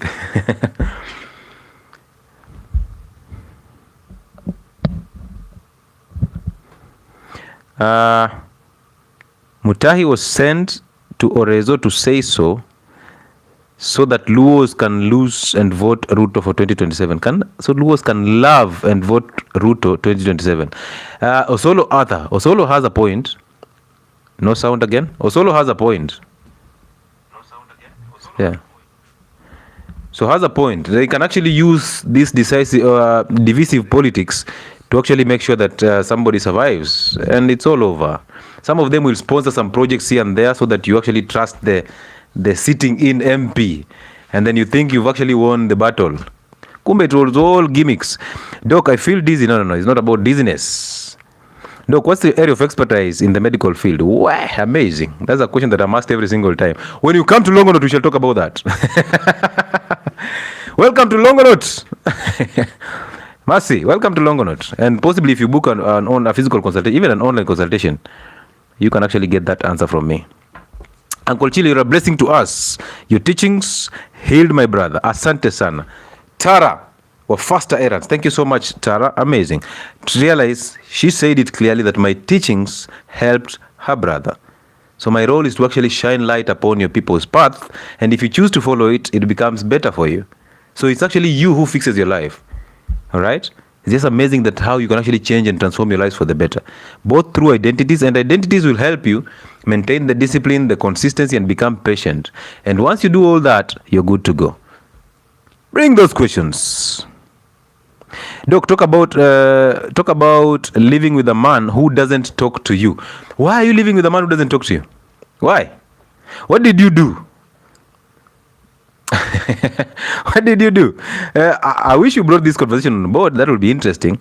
And also, let me tell you this. You see, the problem is you. Why are you focusing on the man who is not talking to you? Yet, if that is your man, that is your choice of man that you chose to actually live under the same roof with, that was your perfect choice, which means you attracted who you are. That was you. You see, that man who doesn't want to talk to you is just a mirror image of who you are as a person. Who is this? This is who? This is Rubo. Rubo. You see that man who doesn't want to talk to you? That's a true reflection of who you are in the mirror. That means you have to fix you so that you get revelations on how to live tomorrow with the same man or male. Because nobody just wakes up and doesn't want to talk to you. This is a guy who actually was texting you late night. When the other boyfriend, if you're a lady, when the other boyfriend was not active and then you text him, when he was in the first times of, he was chasing you in the first times, he would reply. You text at 3 a.m., this guy is up. You're like, amazing. Hey, this one must have alighted from just heaven. The heaven opened up and God, God released this man straight from heaven with the manna. Together with the manna, he came in, I ate the manna, and therefore the man came out. Now this man does not talk to me after eating the manna. So realize this, that you are the problem. All right? So therefore, focus on you. You see, your problem is you're actually starting to think that you are not the problem. That is ego. You're thinking that he is the problem and you are not the problem. That's where the problem is actually starting. So why don't you just focus on yourself? First things first. Have you overcome anger? Have you forgiven your parents and overcome their identity? Are you a good person? If you're a good person, what is that is good about you? Do you have a part to play in this story? Do you have a part to play in him not talking to you? Is there a role that you have to play in this? The moment you answer those questions, you will know that the problem is actually not outside you. The problem is inside you. And through the inside world, you attracted the outside world. So you basically attracted who you are. All right? So focus on you, become better, and you will see. You will get revelations. You've changed my life, Doc. Thank you so much, 𝗦𝗣𝗜𝗥𝗧𝗨𝗔𝗟. Amazing. Very educative. Keep it up, Doc. Thank you, Rose. Talk about the rapture. There's no rapture, my friend. There's nothing like the rapture.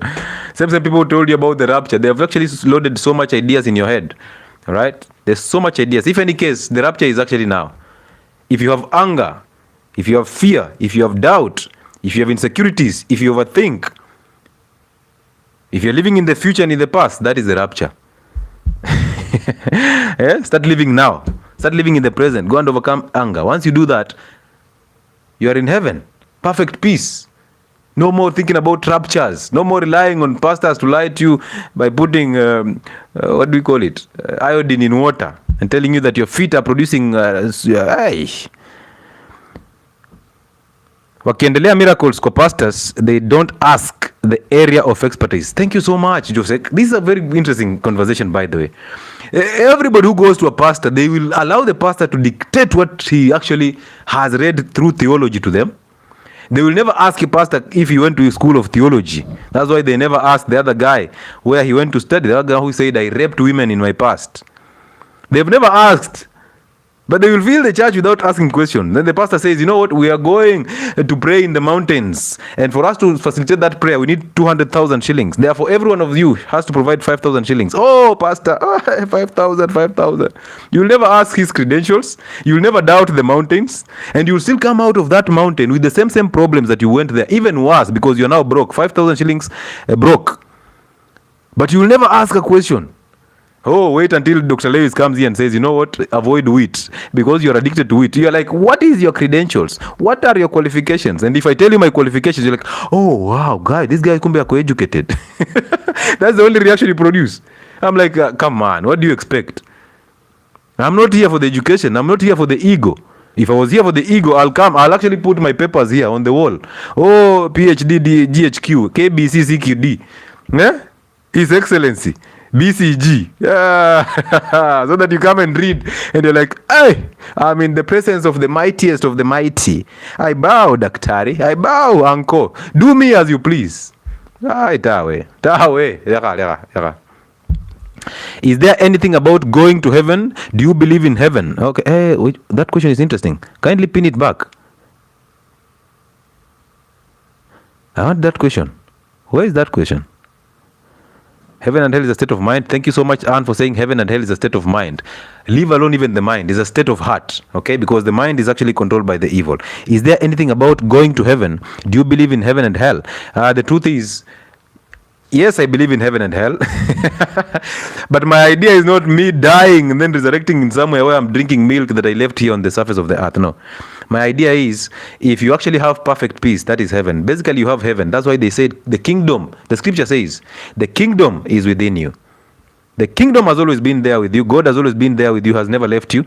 The kingdom is within, not without. So all the ideas that you have about heaven, drop them because they are not. Every time you have an idea of what God is, that means you don't know God.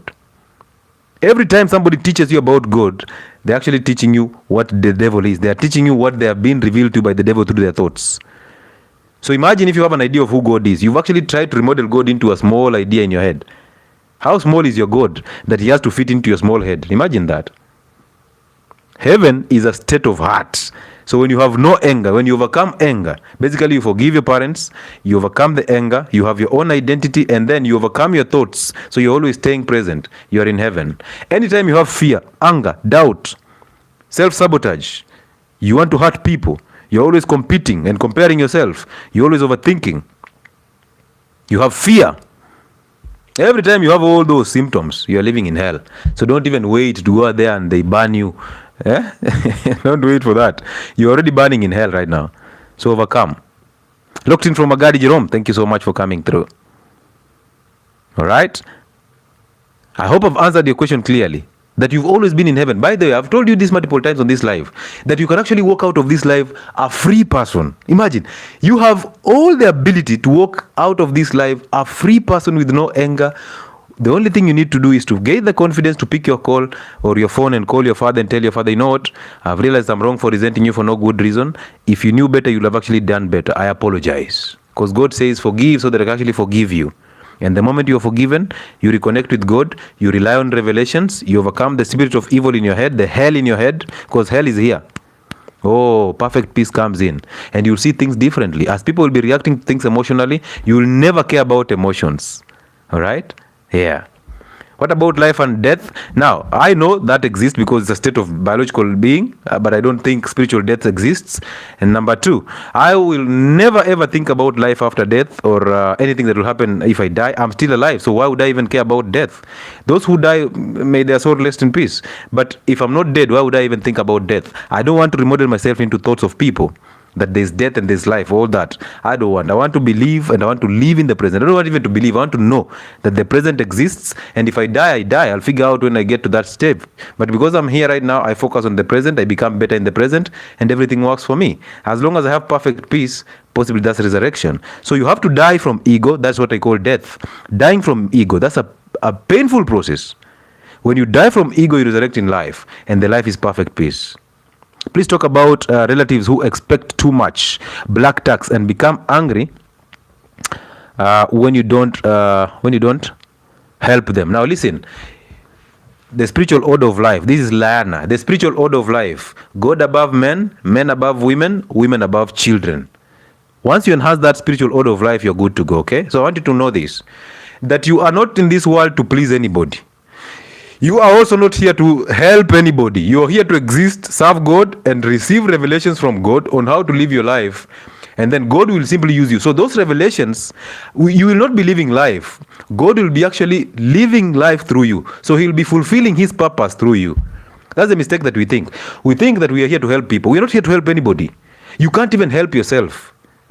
You have to allow God, you have to put your weapons down, lay your weapons down so that God takes over. And then God designed you to be a spiritual being so that He can actually use you in a physical way to ease pain and suffering from His people's lives in any way or form. All right? So that is what happens. So God wants to use you, but you have to allow Him by actually getting to overcome these false identities. The moment you have your own identity, God reveals things to you on what to live, on what to do in your daily life. And that revelation is exactly God living His purpose through you. You see that? So I'm so glad that I actually live a purpose at this moment in time of easing pain and suffering. I'm just lucky that I actually went through a medical school. I'm just lucky. All right? Yeah. But that is all ego. That's why I dropped it. And that's why I teach about identities. Because with that medical thing inside me, with that ego of being called, oh, doc, that ego is so bad. Because that ego can actually be very manipulative. Anytime I walk into a funeral, they expect me to actually produce something like a doc. Anytime my friend has a wedding, he expects me to produce something heavy like a doc. I don't want to do that. I don't want to give out money for weddings because it's your wife. Unless you want me to assist you in your duties someday. Because if you cannot afford a wedding, you cannot afford that wife. So therefore, if we support you in your wedding, it means we actually have to support you in actually getting children. You see that? So therefore, stop putting so much pressure on people. Relatives are a waste of time. I told you there are three types of people. We have people you know, we have family, and then we have relatives. Relatives are people who you're related to by blood. Most of them don't care about you. That's why the only link between you and them is the money, the black tax that you're giving them. So the moment you withdraw that, you realize you never had relatives.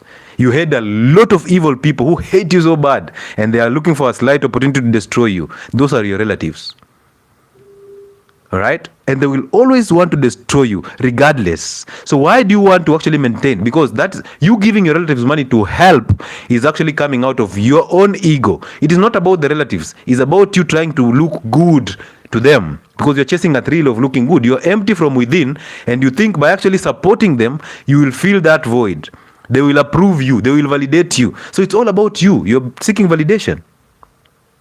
You can cut off those links today. If you actually complaining right now, if you're actually asking this question, it basically means you're struggling as a person. You cannot afford yourself. You cannot afford your bills. So what makes you think you can actually support them? You are straining. That's why you're calling it black tax. You're straining. And you don't like it. So why don't you just cut it off? Why don't you cut it off? But the only way to cut it off is finding an identity. So you have to detach from them by actually detaching from your parents. It's not only about the relatives. It's also about your parents. You are not supposed to actually be helping your parents or supporting your parents because they are supposed to support you and then you support your children. That's why a parent is supposed to make wealth enough to actually cater for the grandchildren. So if you are there, seated there waiting for inheritance from your father, you are a waste of sperm. Your father wasted that sperm. You are supposed to make wealth for your grandchildren. You're supposed to make wealth so that your sons inherit it.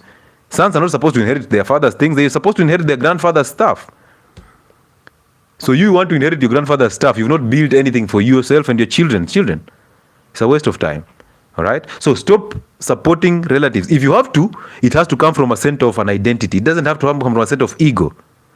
But most of us, we support people or we help people with resources because we have ego. We are in the center of a place where we can actually give. So the moment you're helping somebody, you're putting them in a slavery. You're putting them in a center where they are actually looking at you as a god to provide. You see, you're actually demeaning God's creation. You're actually blocking them from opening up their heads to think bigger so that they can actually find their own resources. So stop supporting relatives. I'm telling you this for free. Stop. Let them get angry if they want to, but they have to work for their own things. What are they doing when you're working? They have to work. They have to wake up. Let them hate you for not supporting them. But if you're supporting them because of ego, you're doing the wrong thing. If you're supporting them because it's a revelation that you need to actually help them, well done. But it's coming from a center of ego. And by the view of things, by you asking this question, it's actually coming from a center of ego. So it's not a truth help. You're not helping for the sake of helping. You're helping for the sake of actually getting a thrill or feeling good from it. So all of us are just evil. We don't help people. We are not here to help people. God is actually, imagine in that suffering, when your relative is busy suffering and looking for money and borrowing like a beggar everywhere, God does not come through for him or her. So who are you? If God knows that he is suffering or she's suffering, but God does not come through for her, so then who are you? Who do you think you are with all that ego to support them? If God cannot come through for them, even when they go down on their knees and they pray and they go to the mountains and do all this fasting, God does not still come back and help them. Why does God not help them? Because they have a false identity. They are suffering. Imagine those children that are being aborted. God does not come here and protect these children, tell these women, don't abort. No, God is not an emotional God as you. God is a spirit inside everybody. And he doesn't even judge you. He doesn't even judge anybody. God just allows you to go through suffering so that you actually identify that, you know what, I cannot do this on my own. I have to seek his attention. I have to actually go back. And the only way to go back is to forgive your parents so that God forgives you. So that you overcome the false identities and the remodeling. And now you have revelations. Amazing, right? So most of you, you're not helping your relatives. You're making them more slaves so that you feel good. So it's not black tax. It's ego. And ego is the enemy. So some of them, the more you help them, the more they become slaves. The more you help them, the more they suffer. So once you cut off those links, they'll have to open up their heads. And I know it's difficult for you to do because you are thinking, if I don't do this, I'll be seen as the bad person. So you see, you're doing it because you want to be seen as the good person. That is ego. Anytime you look at a beggar on the streets and you have these feelings, because feelings are coming from thoughts, you have these feelings like, these guys are suffering, let me help them. God did not help them. Who are you to help them? Unless it is a revelation, not a thought. If it's a thought that is coming in from feelings, you're living in hell. You're looking at them and saying, these guys are so pathetic. Oh, let me give them this so that they can actually think that I'm a god. They can, wataniabudu. They have to bow. You know what? Dr. Lewis gave us 50 shillings. This guy is a good guy. So I'm chasing the thrills of feeling good, not a reality. There's a question from Ramadan here. A challenge I've had is trying to have a roadmap and understand everything about identities. Thinking that I just need to get a few things right before all is well. Yet, all is well in the present. Trust me, bro. The truth is this. You see, even thinking about how to do things right, that's a thought. It's coming from the devil. And the good thing about having an identity is you can identify that this is not the voice of God. You can know that this is not my voice. This is not my voice. These are thoughts coming from somewhere. These are not mine. That's the beauty about getting an identity from your parents. But when you have your parents' identity, you cannot tap in because there's a voice of your mother here, there's a voice of your father here, there's chaos all over, there's religion, there's morals and all that. Once you overcome your parents, because they are the worst enemies of a child. Parents are the worst enemies of a child if they did not have an identity. If they had anger, if they raised you in anger and disrespect and disobedience and all that, they are actually the biggest enemy for you. So you see, in your thought, and somebody has asked a very good question, that what is the difference between thoughts and revelation? I'll tell you that. So anytime you have an idea, anytime you have a feeling, because feelings come from thoughts. And thoughts come from the father, your father, the devil. The devil guides you. So you consult the devil in your head, and then you execute. And then the devil tells you, you didn't have to do that. Now you regret it.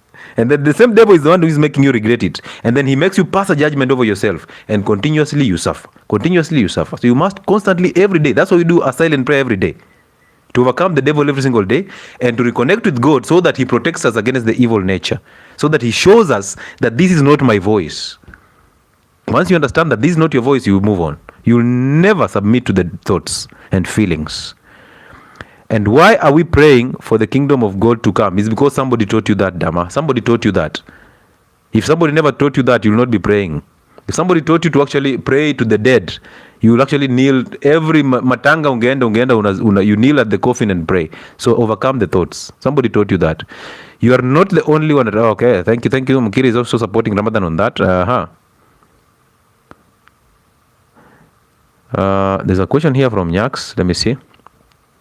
And what is the conflict between denominations in Christianity? There's no conflict. The conflict is not between the denominations. The conflict is between you. It is inside you. That you're looking at this and judging it with this because of what you are taught. So the conflict has never been about the denominations. Everybody, that's an external world. Why would you care about the external world? Just pay attention to what is happening inside you. If you just see these denominations, you're actually passing judgment already. You allow them to do what they have to do. What does that have to do with you? What does that have to do with you? Nothing. Is it not ego, where certain churches believe they worship God better than others and they are dictating way of dressing and righteousness? That is not none of your business. Look at it this way. How many Christians look at Muslims and think these guys are doing the wrong things? Imagine now doing all these things every single day. Oh, imagine these guys are so much pretending. Oh, these guys, oh, blah, blah, blah. Oh, these guys eat so much during Ramadan. Oh, blah, blah, blah. And how many Muslims are looking at Christians and saying, these guys don't understand the Bible. These guys are just talking about, the Bible is not the right book. How many of us do that every single day? It's not about people. It's about who you are as a person. The moment you pay attention to you, you know what I'm talking about. It's not about the people. It's not about what is happening outside you. Those are chaos. Your real world is happening inside you. So if you have hate inside you, fix it. Because the moment you fix you, and somebody else fixes themselves, and imagine 187 of us here on TikTok, fixing ourselves, focusing on you. How many people shall fix themselves? Through inspiration that is coming from you. Because the problem is, you are paying attention to what is happening outside you. But the real reality is happening inside you. It's not outside there. The judgment is not outside there. The judgment is coming from you. That's why you're seeing every single thing you're seeing. But if you had no thoughts at all, you'll not even see the judgments. You'll simply see them doing what they do and you keep on moving with your life. That's how it happens. All right? So it's not about them. It's about us or you. According to spiritual order of life, is a woman allowed to preach and lay down a church whereby men are under her? Now, that is not right, because men are supposed to be over women, because men are the ones who actually get love from God, and then they spread it to the women, and women spread it to the children. So from God to the man is love, from man to the woman is love, from woman to the children is love. That's why I told you, there is no way your mother can, there's no way you can love your mother. Because, okay, there's no way a woman can love you, like literally, not unless she's your mother. For example, if you're in a relationship with a woman, and then this woman says, I love my husband, that's a waste of time. Because she has no love to give you. She's there because of how you make her feel. She's loyal to her feelings. She's not loyal to the man. She's loyal to how you make her feel. The resources that you're providing, the security that is coming with you. So if she's telling you she loves you, she's basically telling you you're younger than her and you're her son. She's only capable of loving products of her own womb. So she can't love a man. She can only respect and submit. And she can only respect and submit a man who understands the spiritual order of life. Because now the man is full of God, and the man has good, and the man has love. So this love is actually radiated to the woman, and the woman radiates it to the children. And therefore that home becomes an upright home.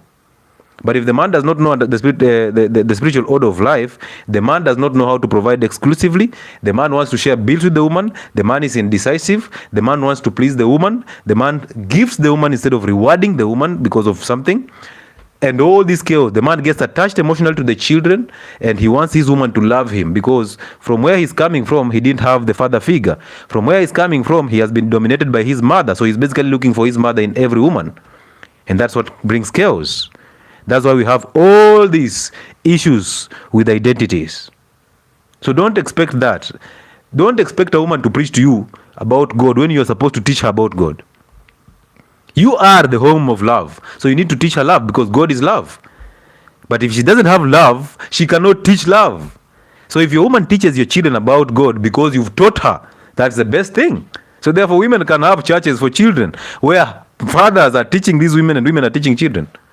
But the other way around is distortion of the spiritual order of life. And that's why we end up suffering. So female pastors, you said when we start seeing other people's identity issues is ego. My grandmother raised 10 sons and 1 daughter alone. After grandpa died, I see a lot of chaos in them. Fear, competition, and now as cousins. I don't think, what does that have to do with you?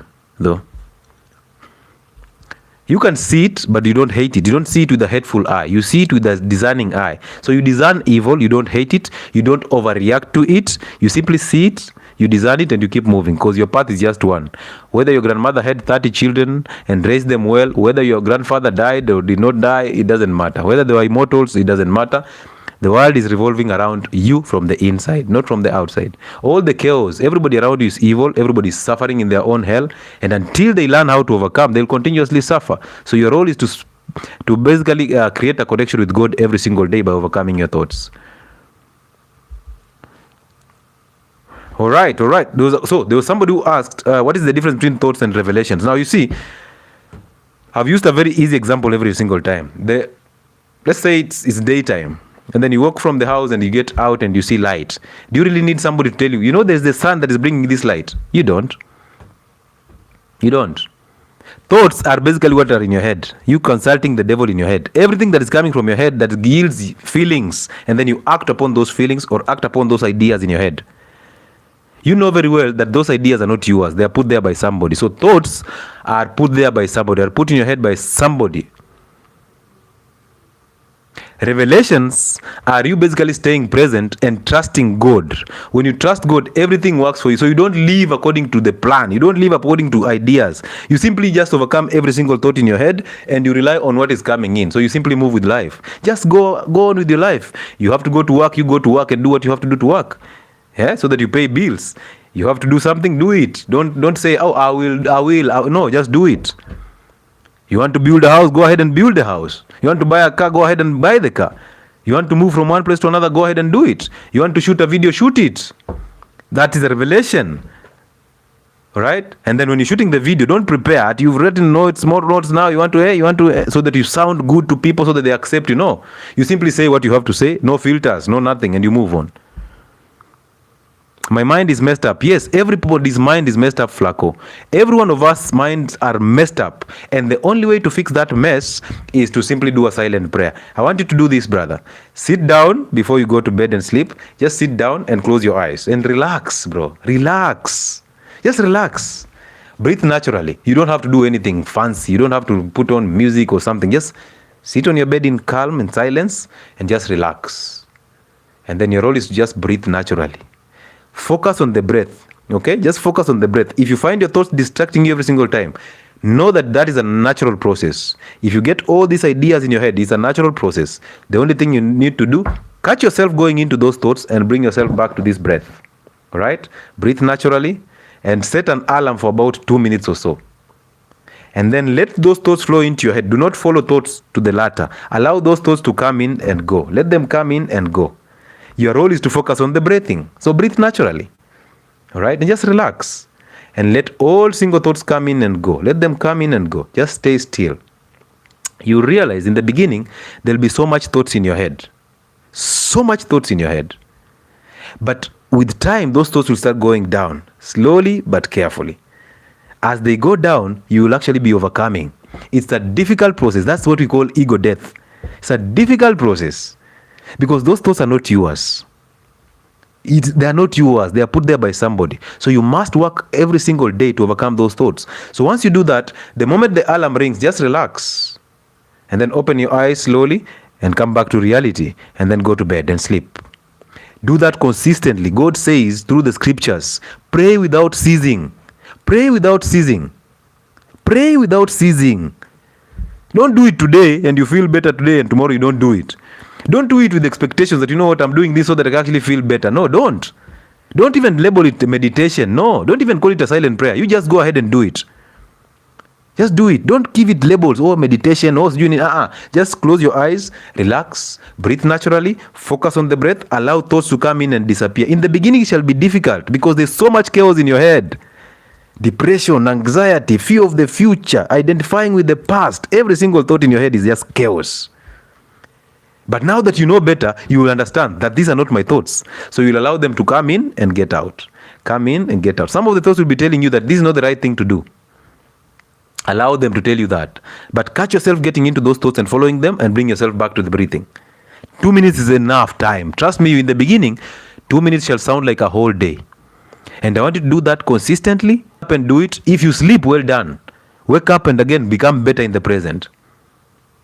All right? Do it again and again and again until you will close your eyes with 10 minutes on your alarm and then 10 minutes dies without having any single thought in your head. That is what we call perfect peace, because you will not have any idea. There will be no conditioning. Now, you will not rely on any plans or any ideas in your head to live your life. No. And I know you are wondering, how can I live life without thinking? How can I actually do things without thinking? I thought that today is because of what I thought yesterday. You've been taught the wrong things all through. You've been lied to that you have a future. You've been lied to that, you know what, whatever you thought about yesterday is the reason why you're who you are at this moment in time. And you've believed it. That's what you've become. So your role now is to overcome those false ideas. The moment you overcome those false ideas, trust me, my friend, trust nothing else but this. You will live life according to revelation. They will come. The problem is we have so much distrust in God. We have so much distrust in God to an extent that we don't even believe we cannot survive without the devil in our head. The devil is in your head. Your mother, your father, your aunties, your uncles, school, church, all these ideas in your head are the devil. You're living in hell basically and you're suffering. Thank you so much, Kekeli. And you're suffering. So you must overcome that. And overcoming that, you must do a silent prayer. And then as you do that, seek an identity from your parents. Go and face your mother, because you know that your mother remodeled you into her own image. Go and face her to overcome her. Tell her, you know what, mother, I'm glad that you raised me into this son that I am right now. However, along the way, I've realized I've been resenting you for no good reason, and I apologize. Just say those words. The beautiful thing about it is your mother does not need to understand any bit of it. You're not telling it to her to understand. You're saying it to overcome her so that God, because God says, go and forgive so that I can actually forgive you. So you're going to do that so that you overcome her false identity in you. And now God takes out the emotions, the woman's nature out of you, fills you back with love, and you become a perfect being. Perfect peace. Thank you so much, Kate.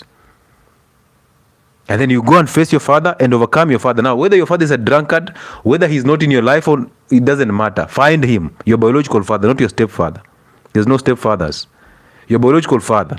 Go and face him and tell him, Dad, I'm so glad that you actually raised me into this son that I am right now. Along the way, I've been resenting you for no good reason. I apologize. Reconnect with the source. Your father is the source. Your biological father is your earthly representation of God on earth. Is the earthly representation of God. Your biological father is your earthly representation of God. So if you don't have a connection with your earthly father, you are in the fallen state. You will suffer. I can assure you that for free, bro. That is your source. So you must reconnect with him. Whether your mother told you he left you, whether your mother told you, whatever your mother fed you, that's a lie. Thank you so much, Shiko. That's a lie, because trust me, women will always want to punish the man through the children. Women will always want to punish the weaknesses of the man through the children. They will always want to protect the children against the weaknesses of their weak fathers. So they are not doing that because they hate their fathers. No, they are doing that because they're actually trying to protect their interests. Remember, women are always interested in security of their children. So if they realize weaknesses in the men that they have, they will try to change and protect the children against these weaknesses. That protection is what actually most of us are suffering from. They have remodeled us into their own image. What if dad died kitambo? Well done. That's a good one. If your dad died, amazing. Move on. Just apologize to your mother and overcome her nature, and then do the silent prayer. Everything opens up to you. How is silence to be? How is silence be prayer? Okay, I've just told you how to do a silent prayer already. So that question does not make sense. Was there any other question? So the father can curse or bless? No, father. Nobody can curse you or bless you. Nobody can curse or bless you. I'm telling you this for free. These are all the conditions that you actually gone through. That you know what, you need to fear your fathers because you'll be cursed. No, fathers are supposed to bless their children. Imagine how weak can a father be to curse their children? Fathers are supposed to know God so that they teach children about God. But fathers are so weak out here. So where do they even get the strength to curse? They can't. Fathers cannot curse anybody. They cannot even bless anybody. It's only God who has everything for you, not your parents. So your role is, you have identified with your father, you became just like your father. If you hate your father because he's a drunkard, you'll become a drunkard. Why? Because whatever you resent, you become. So you need to overcome that weakness of your father. If you hate your mother because she's so controlling, you'll become as controlling as your mother, because you become who you resent. And most of you have become your mothers. Most of you have become the weakness of your fathers. So it's time for you to overcome those weaknesses. By forgiving your mother to overcome her identity, forgive your father to overcome his weaknesses. Now through that, you can easily know how to raise your children. You can know how to actually raise a family. You can know how to actually lead a woman. You can actually know how to provide love to a woman, and then the woman provides love to your children. Perfect peace. And you know what? When you give a woman love, she multiplies it, because women are like incubators. You give her an egg, she gives you chicks. But you give her hell, she multiplies the hell and pumps it into your children. And now you start saying, that's why people say, I don't know jinga kama mayao. That's why you say that. These children they are foolish just like their mothers, because you're running away from the exact image of who you are. These are your children. What if you don't hate him? You can't know if you don't hate him. The question is, Mango, do you have anger? If you have anger, if you have fear, if you have doubt, if you overthink, if you live in the future or in the past, if you never relied on revelations, you never stay present, you actually hate your parents, because they remodel you into their own image and you don't like it. You just don't know you hate them. You thought that what they did to you was just normal raising. It wasn't normal raising. It was abnormal because they had anger. And everybody who has anger is abnormal. Everybody who has anger is weak. You're weak. That's why you try to create boundaries. I have my boundaries. No. If you don't have the spirit of anger, you wouldn't be bothered by how people look at you and how people react to you. So you'll never create any boundaries. Those boundaries are coming in because of your past. Identifying with your past. Because of the suffering you've gone through the past. Now you have to create some boundaries to protect you. Those are not boundaries. They are false illusions. They are ego. You're trying to filter people and compare them with your past. There are no boundaries. Because God has already heard you. God has you covered. Simply trust him by actually laying your weapons down and allow him to do what he has to do. What if something that happened to you in the past, say like an accident, you lost an arm or an eye, and it still affects you even now? When you remember such instances, is that living in the past? Of course, 101%. Why are you remembering it? You already have no arm. So what will you do by remembering it? What good is it doing to you? Remembering that, I lost this eye in an accident that happened in 2014. How is that helping you? Will it bring a new eye? The antidote to resistance is acceptance. The moment you accept, you move. The moment you resist, you stick in the past. Your real reality is now you don't have an arm, you don't have an eye. Move on. Because thinking about the past will not bring you the eye. You'd rather go to the doctor and wakupea ile macho ya mbuzi. Wakweke ile mbuzi and move. Instead of thinking about the past, you will never get that eye back. So move. Accidents are part of life. That is physical suffering. It's not spiritual. It's a physical thing. So if you actually, you loved your hand so much more than you loved God. That's why it controls you. That's why you always focus on it. Why don't you trust God? He can provide you with every single thing. That's why people lose the right hand and they write with the left hand. Right? So focus on becoming better and keep moving. No past. Where do you draw the line between? There's no drawing lines. Why would I draw lines? There's no lines. There's no boundaries. There's no lines. You just have perfect peace. Where do you draw the line between healthy male leadership rooted in purpose from toxic control? Good question, but you've framed it the wrong way. The truth is there's nothing like toxic relationships. If you have a toxic relationship, you are the toxic one because you attract who you are. That is number one. Take responsibility, become better, overcome anger, and become the best version of yourself. You'll attract the best version of who you are. It's that simple. So stop drawing lines, stop being overprotective, stop focusing on other people because you attract who you are. Your external world is basically centered on who you are as an individual. All right. Number two, I think I've answered that question perfectly, right? Yeah, it's so perfectly answered. That's my revelation. I mean, how do I stop my mind from drifting when I stay silent to pray? Don't stop it. You see, that's an idea. Stop it. Stop it. That's an idea. Don't have those ideas. You simply sit down and do the silent prayer. Just sit down and close your eyes and focus on the breath. Allow the thoughts to come in. You cannot control thoughts because you did not put them there. So you have no control over your thoughts. Realize that you don't have any control over anything. Even those thoughts that are coming in your head, they are not yours. So you don't have control because you did not put them there. That's why God says overcome them. The scripture says overcome those thoughts. So what do? You simply focus on what is important, immediate, and true. The truth. Simply stay calm. Let them flow into your head. They are supposed to flow there. But pay attention, but not act upon thoughts. Just let them run into your head and let them go. At some point, they will come in and disappear totally. And you realize you had perfect peace all through. Well done, well done. Nobody wants a conversation here. We can call it a night. Is there a question here? So what happens? This is 𝗦𝗣𝗜𝗥𝗧𝗨𝗔𝗟 from Facebook. What happens when the man is not in the picture? Maybe he died. What happens? If he died, well done. I mean, amazing. People are supposed to die and move. So if he died, don't focus on that death. You focus on yourself. You don't have to go and face anybody who is dead. You don't have to go to the grave and write a letter or throw flowers on the grave. No. You simply move on. Do the silent prayer, but make sure you overcome the mother. Look at it this way. Let me explain it in an easy way. Every child is born with an identity, okay? An identity, which is perfect peace. But it is the role of the father to protect this child from being remodeled into her mother's image or his mother's image. So mothers, naturally, they have some form of control over children. They want to control something. If they cannot control a man, they will control the children so that they get attention. That's a natural thing. So when they are doing that, they're actually conditioning these children to become a mini version of them. It is the role of a father who understands the spiritual order of life to block this remodeling, to lead the mother with love so that the mother leads the children with love without reconditioning them into her own image. But most fathers are weak. They are also absent. They are afraid of their mother, so they cannot teach their mothers, so they cannot tell off their mothers when they are doing the wrong things. So they allow mothers to actually remodel children into their own image. That is the problem. So when you're actually going to face these battles with your parents, it's not ego. You're just going to overcome your mother so that you release that conditioning. When you're going to face your father, you're going to face him so that you release his weaknesses and his fears. All right? So if your father is dead, you don't need to face him. You need to face your mother to overcome her evil nature, her emotional side, her feminine nature in you.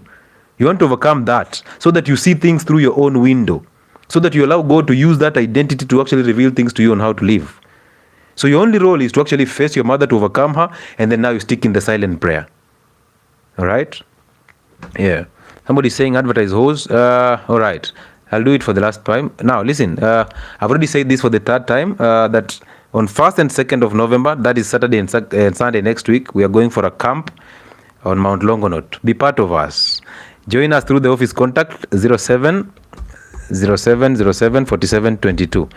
All right, the fee is 14,500 for those 2 days of camping, plus a hike, plus an identity conversation, basically fellowship. All right. What if both parents are dead? You're very lucky, Uncle Ray. If your both parents are dead, focus on yourself, become better, do a silent prayer every single day, and try as much as possible to stay present every day. It's so easy when your parents are actually dead. It's so easy if you're raised in an orphanage. So easy if you did not even know your parents. If you ask them for your parents, they don't tell you where the parents are, simply stick in the silent prayer. The battle is beyond you. God knows that. He understands that. That's why he's saying, please put your guns down. I will help you fight this battle. He'll take over. Our physical consultations are starting on Tuesday next week in Nairobi. So you can join in, come in, refer somebody to us. And the office contact is the same, 0707 0747 22. Use that contact to book an appointment so that you can be scheduled for the physical consultations. It's face-to-face in Nairobi, so that you can actually ask most of these questions there. We will meet again in Longonot, if God gives us the grace, on Saturday, on Sunday. So let's see what happens there. And then, online consultations happen every single day. So you can also book through that office contact. We have weight loss programs that we run every month. Every 15th of every month, there's a weight loss program. So this November, there will be a 3 months weight loss program starting on the 15th. In December, we'll have a 2 months weight loss program starting on the 15th. So you can join those programs by using the same contact so that you can actually get better every single day. All right. On Monday, we have a show that happens on Health and Wellness platform on YouTube. If you can join us, please subscribe on that platform. We also have another platform on Facebook called 𝗦𝗣𝗜𝗥𝗧𝗨𝗔𝗟. I have a platform on Telegram called Uncle Chile. If you're on this platform on TikTok, kindly follow us. Your numbers are very important to us. All right. And then on YouTube, I also have another account called Uncle Chile, which we are running a live on right now. If any case, I will request that 161 of you who are on TikTok right now, simply go on my YouTube channel right now, Uncle Chile right now, and just go and subscribe. That will make so much sense because there's so much information we have in store for you, and you cannot miss out on that. So be kind enough to actually reward us with your subscription on Uncle Chile platform on YouTube. Thank you so much. I appreciate all of you. We have merchandise that we are selling through Health and Wellness Port. If you can get to 𝗦𝗣𝗜𝗥𝗧𝗨𝗔𝗟 House, second floor, shop number 60, there's a gentleman there called Brian Omwenga. He can sort you out. Water mugs or coffee mugs like these ones. We have water bottles. We have hoodies. We have sweatshirts. We have t-shirts, branded t-shirts. We have fermented cabbages, coffee which is roasted and grounded straight from Ethiopia. We have activated charcoal. And all these products that are there being sold as merchandise, go there and support our generation. Thank you so much. Some people say anger is natural human emotion. What do you think about this? I don't have to think about it. I simply tell you this. They have been taught that way ever since they were born. So listen to me. Why anger is viewed as good is because, one, that is what you've known all your life. That's what you've been taught all your life. You're relying on imaginations. Right? Because you've been taught, and it's a thought in your head all through. And without anger, you've been told you can never defend yourself. You've been told that you can't live a perfect life without anger. It's part of human emotion and it's okay. You've been told that even Jesus got angry and all that. So you see, all these ideas that we've been taught are in your head and they're actually tormenting you. So don't blame them for saying that statement. Allow them to say that statement because it's through that suffering that they will know God. All right? So nobody loves to be anger, and anger is the nature of evil. It is abnormal to be angry, and therefore you must overcome anger. All right, it's an emotion coming from your mind. Thank you so much, Charles, for subscribing to my channel. I appreciate you, bro. So anger is abnormal. Overcome it. There are people who actually don't have anger, and if you told me this conversation in 2016 backwards, I will not believe you, because I used to be very emotional until I overcame it, and then I started thinking, okay, what I was told that anger was good. I was told that I need to defend myself anytime I'm attacked physically. I was told I need anger to actually show people I'm actually that guy. So you can imagine. So we've been told the lie every single time. Everything that you've been told, religion, school, how to live life, the future, and all these things are actually wrong. So now it's time for you to actually get your own identity so that you start getting revelations on how to live your life in the present. Because if you realize in the present, all has always been well. All right? Yeah. Oh, amazing. What an amazing show. Last show of this month. Hopefully, if God gives us the grace to live another month, we can do another show. If not, we'll see you again if God wills. Is there any other question I need to address before I call it a night? Not all families are always complete with the father. So, the mother has to be a leader at some point. You see, that is an unnatural role. Slow connection. I want to answer this. Okay. Betty, that's a good question. But realize this. Just because mothers have to lead does not make it the order of God, doesn't make it the spiritual order of life. Leadership is handed to the man. Men are supposed to lead women. And if the father is absent or the father died and mothers have to step up, you see they are stepping up. It's not their natural role to provide. It's not. So they will struggle providing, they struggle to raise children on their own. They need assistance. And they need a masculine energy to actually help these children grow. So the truth is, if the father is dead, you see that's a natural occurrence. So you need to actually have an identity. You as yourself, as Betty, you must go and overcome your mother and overcome your father so that you get your own identity. And when you get that identity, you will get revelations through that identity on how to raise your children so that you don't remodel them into your own image. You see that? But if you stick there and you say, you know what, I stepped up, I've done all these things and all that, you are basically operating on the center of ego. You will get punished. These children will resent you because you model them into your own image. And you see what will happen? When these children want to actually release you, they want to go and start their own lives, you start playing the victim. You'll always be telling them that, you know what, I've done so much for you guys and this is what you reward me with. Oh, I've done all these things. I've actually sacrificed all my life to make sure that you have the good life. And now you've become adults. You've gotten your own jobs and now you want to leave. Now this is what you reward me with. That is ego. You need to let your children go. So the only way to do that and release them in peace is by getting an identity. Go and forgive your mother. Go and forgive your father. You'll get an identity. God shall reveal to you how to raise those children. God shall reveal to you what to do next. And until that happens, you will be relying on your ego, which is evil. Doc, why are we here? Why were we born? That is none of our business, bro. We found ourselves here. We did not apply to be here. All right, and listen to me. God brought you here for a reason, and that reason is a purpose, and that purpose is you serving him. Now you see, if your purpose on the world or on this universe, basically this side of heaven, if your purpose is to serve God, that means only God knows your purpose. So therefore you must reconnect with him so that he reveals to you your purpose, so that God can actually work through you. All right, because everything you do is not you who is doing it. You're either controlled by the spirit of evil or by the spirit of good. That means if you allow God, if you get your identity and you allow God to work through you, all you will do is good, because God is good all the time. And all the time, that is nature. So you allow him to work through you and he will give you the purpose. So through you, he will fulfill his own purpose. That's the major reason why you exist. Not to be a doctor, not to be a teacher, no. Your major role is to allow God to work through you to fulfill his own purpose. Okay? Tuko hapa kuguzana to what type of nonsense is that? Go find your identity, man. Go find your identity. You need it. We are talking about how to fix identities. You're talking about sex. Hey, yawa. You're so dominated with the evil nature. You're chasing a thrill of lust. You need to overcome that thrill of lust. And after this live, you will go to another live where people are saying, kunyonga mia, kunyonga mia. You will give 100 shillings. They will send you videos. You will ejaculate and you'll feel guilty about yourself. You will have lost 100 shillings. You'll have wasted the seed. And the guilt shall be coming in. You will judge yourself and you will suffer. So go and overcome that false identity, because every single thing you see is not sexual. Insight on tithe and other church contributions. You see, the truth is, if you intend to tithe through a revelation, well done. But if you're tithing because you read in the Bible or the pastor told you that, or it's a thought in your head, it's an idea that you actually used to do this. You'll take 10% of your salary to take it to church because you were taught that. You are raised through that. You are living a lie. You are raised and remodeled and reconditioned. So you must overcome that conditioning. All right? Because God will reveal to you if tithe is actually important. If it's not important, you simply move on with your life and there'll be no guilt about it. So imagine most of you take tithe to the church, but your parents are basically, your children are actually suffering. Who is the lie? Who is living the lie? You are also saying that all men should be cookie cutter and have the same way of operation. I understand the order of God. However, we know that people have different personalities and they cannot all be leaders. But the truth is, people are not leaders because they don't have the spirit of God. They were conditioned to be women.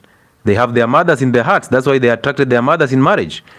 So you cannot, just because it's happening does not mean it's the right thing. Now, just because there are people who cannot lead doesn't mean that's how God wanted it. God gave everybody, every man, the leadership. It is in every man. Every child, when they are born, they have this. When they are remodeled by their parents, that's when they go into the fallen state. That's when they adapt the emotional nature. So an emotional man cannot lead. A fat man cannot lead. If they cannot take care of themselves, how can they take care of God's people? So the truth is, whether you want to go around it, Betty, or not, you still have to focus on yourself. All right? Because there's that energy that's coming in that you're trying to actually put it outside you. The real world is inside you. So until you start paying attention to you, don't care about men who are not leaders naturally. It's none of your business. Your business is, are you a good person? Do you have an identity? Have you overcome anger? So focus on that. That will change your life for the better. But focusing on somebody else who's not a leader, how does it affect you? How does it change your life for the better? How does it help you overcome anger? No way.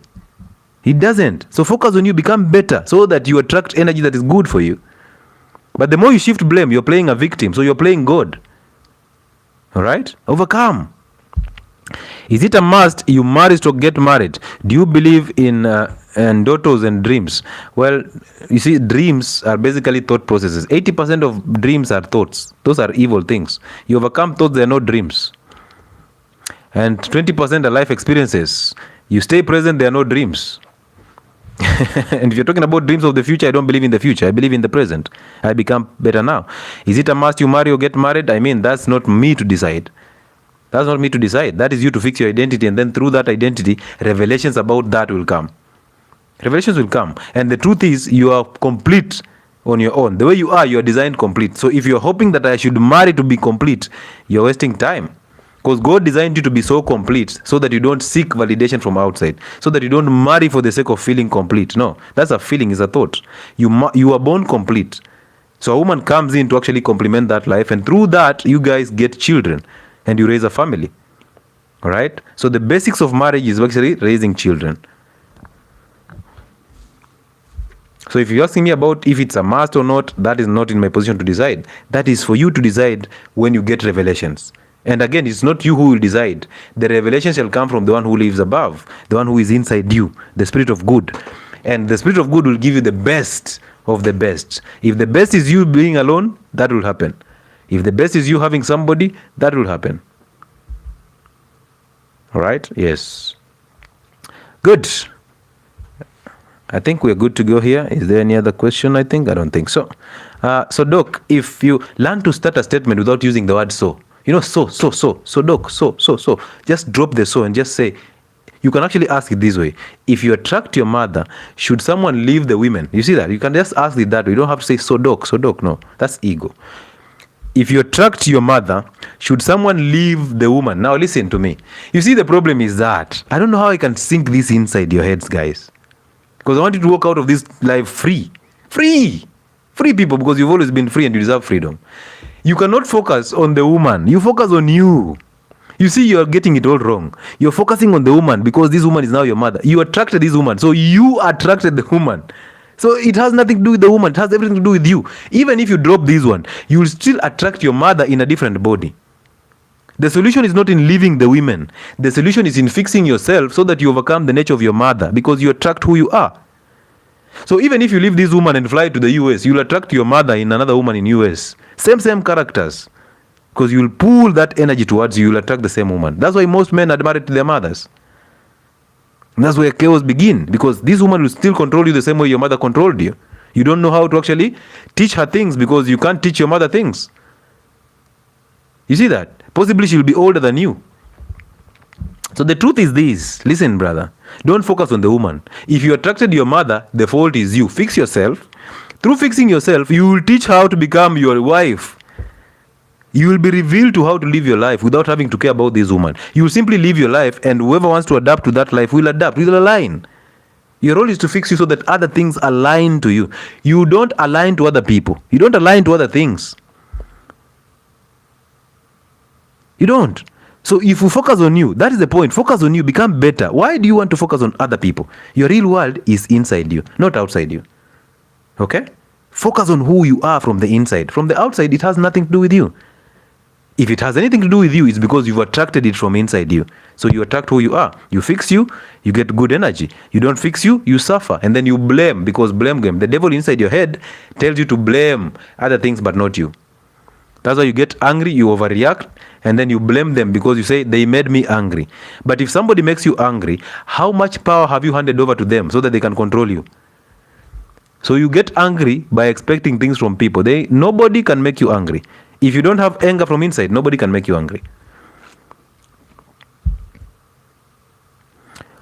What did you read or study to have all this knowledge about what you are teaching? Now, you see, I started by studying. You see, that's the point. The point is I started by studying.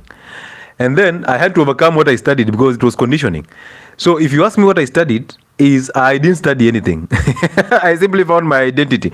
And then that's why I never prepare for this show. I'll watch something here and there and all that, but I will never prepare for this show. Why? Because if I prepare for this show, I will be relying on my thoughts, not my revelations. So everything I'm saying here is what I have to say. All right? Is what I have to say. I simply do and say what I have to say. And the beautiful thing is, imagine if it relates to you, it means it's actually making sense. So therefore, the one who is actually doing it through me should be glorified. Amazing, amazing, amazing, right? If you can actually look at it that way, that, hey, this guy has so much knowledge. I overcame knowledge, bro. I rely on revelation and common sense. Because I didn't hold back to knowledge. I went to medical school, but I didn't hold back to the knowledge. I took the information and dropped the knowledge. Because when I hold on to the knowledge, I identify with the title doctor. Now I have to dictate every single one of you. So all of you have to be patient. So that I can actually feel, oh, you know what, I am a super god. I am this super god. No. So I had to drop that ego. And it's a painful process. Imagine when you're used to being called, hey, doc, doc, doc. And all these people actually calling you doc and there's an ego there. Imagine now having to drop that down and actually teach people about how to drop those egos. Oh, it's a painful process, bro. It's a painful process. Painful process. So you must overcome, because intellect takes you to the evil side. Common sense takes you to the good side. So the best thing is have common sense and then integrate with intellect, okay? Because when you incorporate the two, common sense guides you. You rely on revelations over the thoughts. This is intellect. This is intellect. So when you have common sense, intellect stops to make sense. You will read books, yes. You will pick up the information, but you will drop the knowledge. You will not have an identity of knowledge. Most people with degrees are educated fools. They are dumb. Most psychiatrists are dumb. They know about your brain, but they can't help your heart. Most cardiologists are dumb. They have the ego. They call themselves cardiologists. They can't fix spiritual problems. They can fix the heart to pump blood, but they can't fix spiritual problems. And yet the world is all about spiritual stuff. That's why most doctors, their children are actually suffering. Their children are drug addicts. Even though they have so much money and all that, their children are still addicts. Their life is so much of a mess. They're also addicts by themselves. They're injecting themselves with medication. They're taking alcohol and smoking cigarettes. They have chronic conditions. They don't know how to fix it when they are actually people who are supposed to ease pain and suffering in your life. So then how will they not exploit you? Therefore, every single doctor should overcome their ego. They should overcome their parents, because spiritual life does not care if you're a pastor, if you're a doctor, if you're a nurse, it doesn't matter. You will simply align. If you don't align, you will suffer fallen states. And until you align, it will never work for you. Amazing. So ladies and gentlemen, I think it's time for me to call it a night. When you feeling stagnant, how do you solve that? You're not stagnant. You are identifying with somebody's thoughts to actually feel that you need to move. You need to invest. You need to be this. Yeah? You need to be in the future. You are actually stagnant. You're not moving. Your life is not moving. But the truth is, in that stagnation, you've not missed a meal. You've had a roof over you. You are dressed up. You have a perfect relationship with yourself in that moment in present, until you start thinking about the future. Stagnation is all about the future. It's all about the future, because in the present, you're okay. So stagnation basically means you're thinking other people are actually going ahead of you and you're always stuck here. That means you're comparing yourself to other people. So you'll suffer. Because life is not about comparison. You came alone, you will live alone. You need to fix your relationship with God so that you receive revelations. Possibly, that stagnation is actually protecting you from actually so many things. You might move so fast and disappear. All right? Yeah. So thank you so much, ladies and gentlemen. It's been amazing serving you for the last, I think, 2 hours or so. Let me see how many hours. Hey! Yeah, it's been amazing having this conversation with all of you. Thank you so much for your questions. Thank you so much for taking time to be here. You guys break records every single time. We've been here all through, and you've been listening to me every single time. Somebody saying, how do I pin this? This live shall be available on YouTube, of course, on Uncle Chile platform. So kindly, please, if you're here, you've never subscribed to Uncle Chile platform on YouTube, simply rush there and press the subscription button. It's free. And also subscribe, help us grow as we help you understand most of these things. So thank you so much. May God protect you. May God teach you how to actually serve him. May God help you to overcome ego. May you see the beauty about it, and may you understand that you actually have been free all along. May you know that you're not responsible for anything that has happened to you, whether good or bad. It is not your fault. May you never judge yourself, because you're not designed to do that. Imagine God does not judge you. So then why would you judge yourself? May you always know that the good is always there for you. It's just that you've actually been put into the darkness, and the spirit of good cannot work with you. Allow it to work with you. Drop down or lay down your weapons. Trust God and let God work with you. Let God work through you. All right? Because you have no control over your thoughts. They're not even your thoughts. Stop paying attention to your thoughts. Stop consulting the devil in your head. Stop having ideas of who God is, because you're modeling God into your own image. Simply live a free life. Just sit, live and exist. Keep moving. Do a silent prayer to overcome all the thoughts in your head and to have a perfect relationship with God. Go and overcome your parents, to overcome their false identities, so that you actually get revelations from God directly, and then God shall work through you. I bless you. I welcome you again for the physical consultations in Nairobi. I welcome you again for the identity talk that will happen on Longonot. I welcome you for the hike. I welcome you for every single program that we run. And I hope that God can keep you safe until we meet again. Have a good night, or a good morning, or a good evening. Amazing. Amazing.